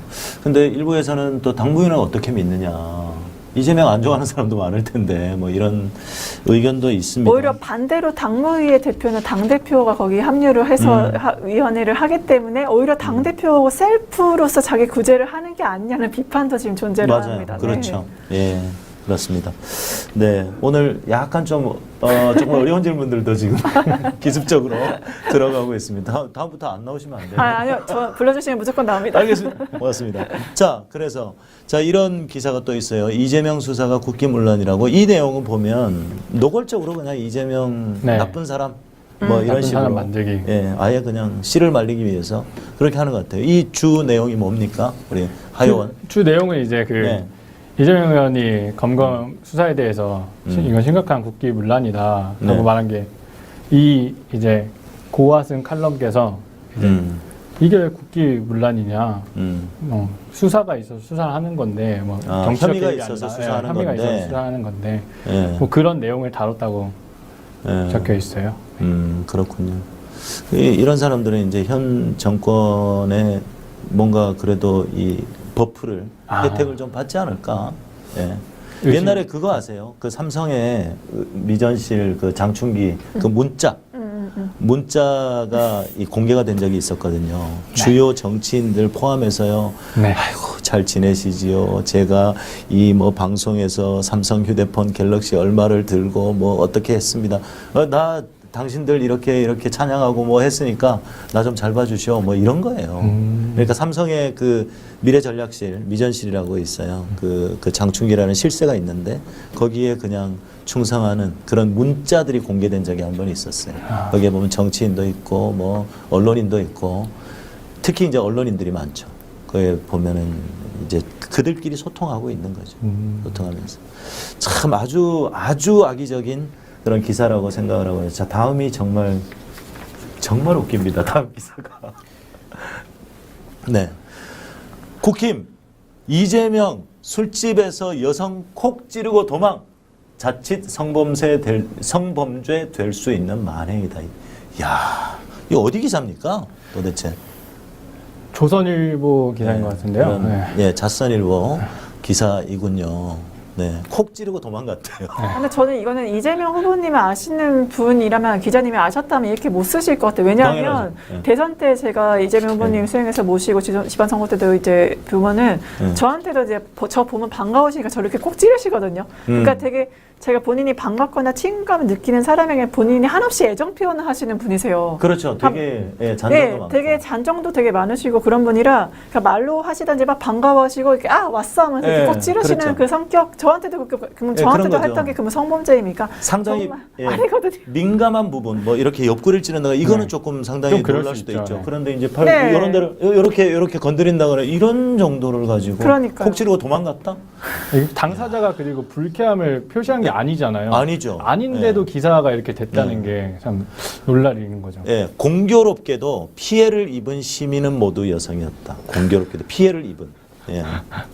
본인들이 저는 피해가 아니라 좋았습니다. 아, 좋았습니까? 눌러주셔서 좋았습니다. 네, 좋았다고 하십니다. 이재명 후보님. 네네. 네. 야, 정말 이거는 진짜 악의적인 기사네요. 저는 왜냐하면 우리가 아는 TV에 나오는 되게 유명인들이 예. 본인이 이렇게 아는 척해서 반가워하면 저는 예. 되게 좋을 거. 이렇게 유명하신 분이 저를 예. 알아봐 주신다면 되게 반가울 것 같은데 네. 그거를 이제 저런 프레임으로 짜서 비판할 수 있다는 네. 것 자체가 되게 아쉽고 근데 실제로 안타깝죠. 지난 대선 과정에서 저도 이렇게 소위 말하는 밥가리 그러니까 열심히 설득을 하고 막 하다 보면 이유 없이 그냥 이재명이 싫대요. 그러니까. 언론을 맞아요. 통해서 정말 나쁜 사람, 파렴치한 사람, 어떻게 가족에게 형수에게 그러냐, 뭐 어쩌냐, 뭐 그런 욕설을 할 수 있느냐, 뭐 이러니까 어떻게 이 설득 자체가 안 될 정도로 언론이 그렇게 완전히 이재명은 파렴치하고 악마로 만들어 놔버린 거죠. 시민들과 완전히 단절을 시켜버린 거고. 심지어 민주당 내부에서도 문재인 정권에서도 참 곤란해 하시는데 문재인 정권에서도 이재명이라는 정치인은 정말 조리돌림을 당했다. 네. 많이 그런- 외로우셨죠. 네.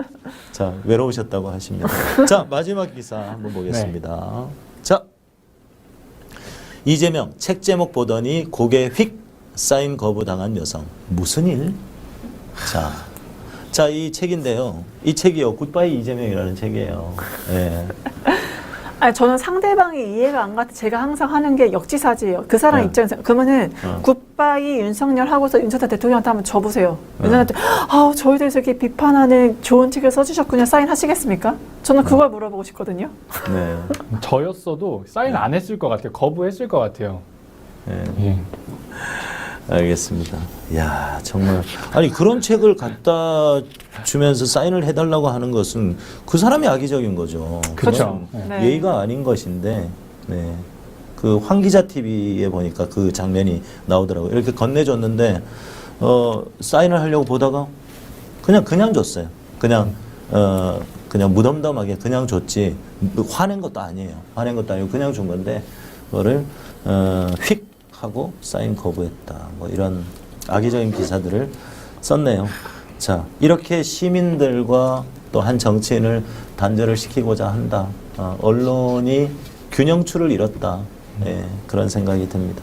저는 균형추에 이른 이유가 예, 이재명 후보가 예측이 불가능하고 본인들 보기에는 왜냐하면 기득권이 아니니까 음. 기득권인 본인들을 부실 게 뻔하잖아요. 그렇죠. 불편한 존재인 거죠. 불편하다. 비주류이고 기득권이 아닌 사람이고 여의도에 빚이 없는 사람이니까 기득권이라 생각하는 우리를 어떻게 파괴하려고 할까? 우리를 어떻게 불편하게 할까? 아마 그거에 대한 더 경각심이나 그런 것이 저런 언론 기사로 표출되는 게 아닌가 생각이 됩니다. 그러네요. 오히려 그러면 저는 전당대회 이후에 민주당이 더 기대가 되는 거죠.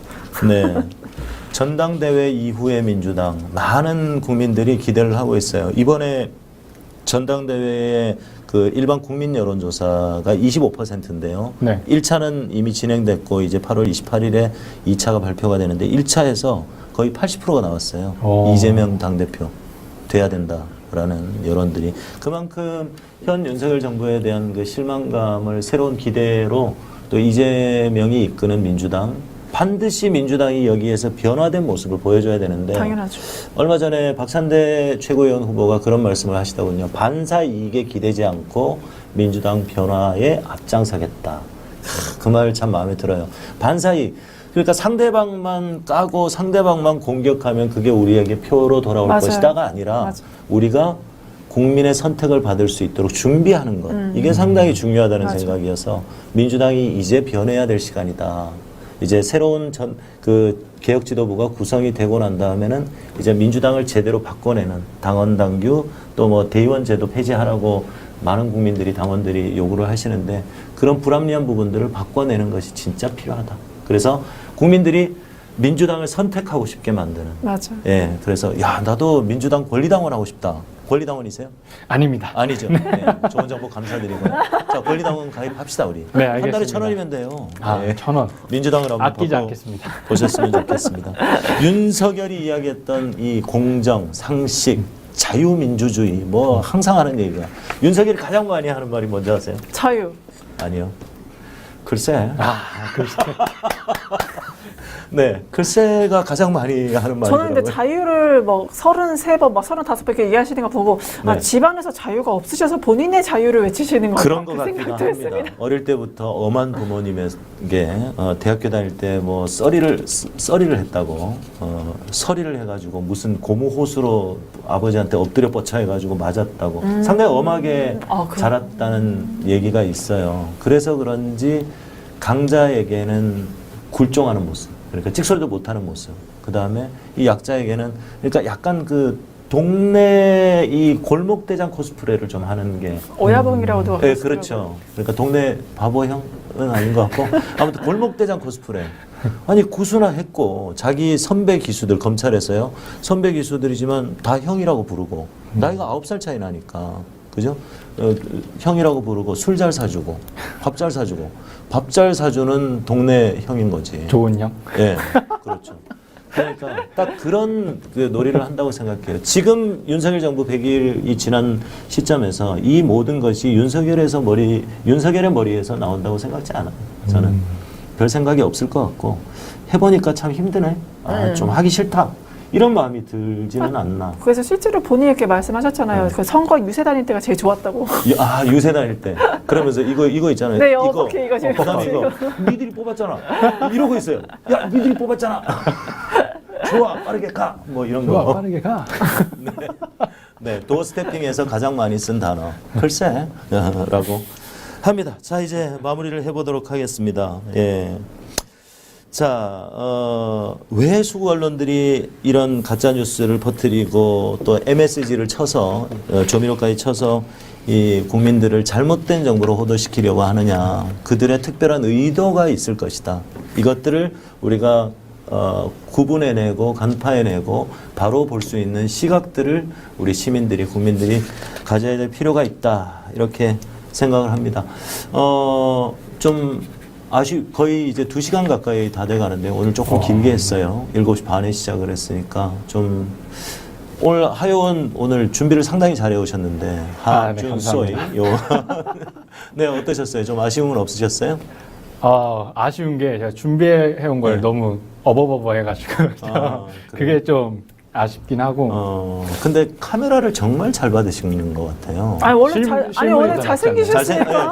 아니, 잘생기기도 잘 받는 게 아니라 잘생겼어요. 잘생겨서. 아유, 감사합니다. 그렇군요. 네, 맞습니다. 알겠습니다. 자, 우리 전수미 변호사님 오늘 어떠셨습니까? 좀 아쉬운 점은 없으셨나요? 마지막으로 한 말씀. 네, 너무 좋았던 게 아시지만 지금 SNS나 1인 뉴스 미디어들이 많아졌잖아요. 그래서 사실 네. 뉴스의 생산자나 공급자의 경계가 굉장히 모호해진 측면이 있어서 워낙 가짜 뉴스가 많이 팽배하고 있죠.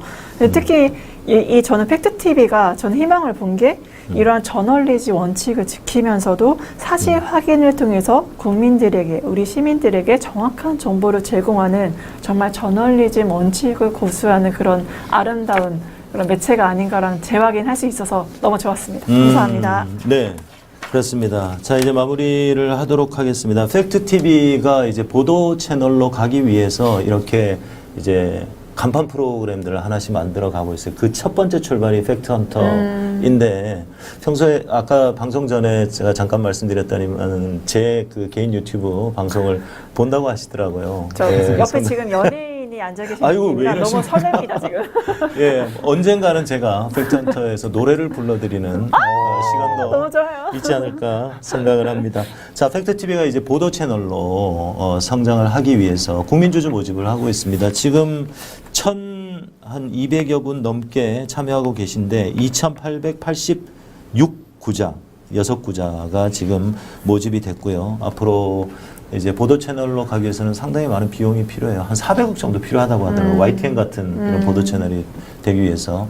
그리고 우리 또 대표님께서는 나중에 이제 종편 같은 그런 방송을 만들고 싶은 그런 욕심도 있으시더라고요. 그래서 이게 이 소위 말하는 이 바른 언론, 뭐 진보 언론이라고 하기보다는 바른 언론들이 비중이 많아져야 네이버 포털 알고리즘에서도 사실 비중이 거의 8대2 정도 이렇게 기울어져 있단 말이죠. 그래서 바른 뉴스를 전달하는 그런 언론들이 많아져야 된다. 우리의 파이가 커져야 된다.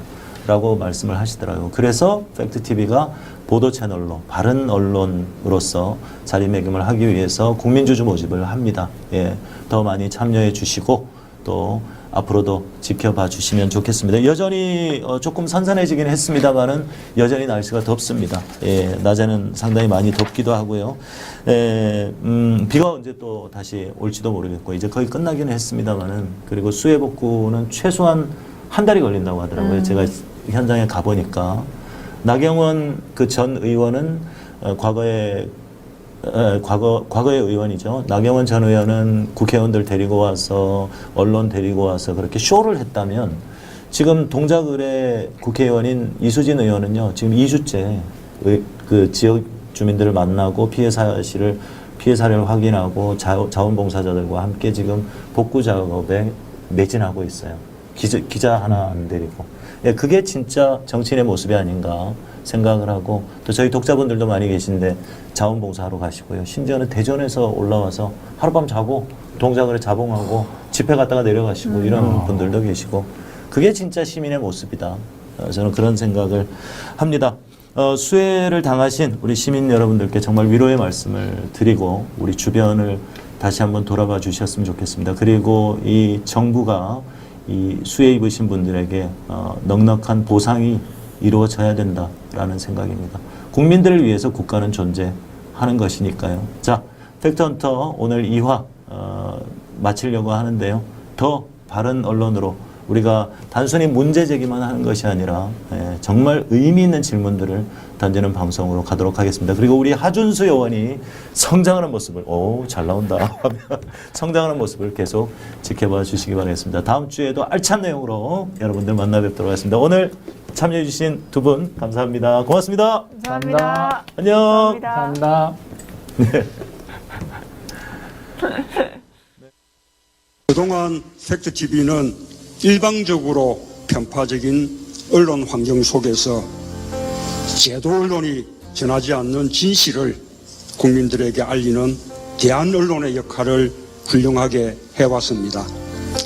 대한민국의 팩트를 말한다. 단지 슬로건이 아니라 팩트TV가 그동안 걸어온 실천이었습니다. 언론의 사명을 잊어버리고 있는 듯한 대다수 제도 언론들에게 참 언론의 길을 일깨워주는 거울 같은 역할을 팩트TV가 해주시길 기대해 봅니다. 물론 팩트TV의 힘만으로 할 수 있는 일은 아닐 것입니다. 많은 시민들의 참여와 사랑과 성원이 있어야만 해낼 수 있습니다. 공정방송을 염원하는 깨어있는 시민 여러분, 우리가 함께 팩트TV를 키워서 희망을 만들어 보지 않겠습니까?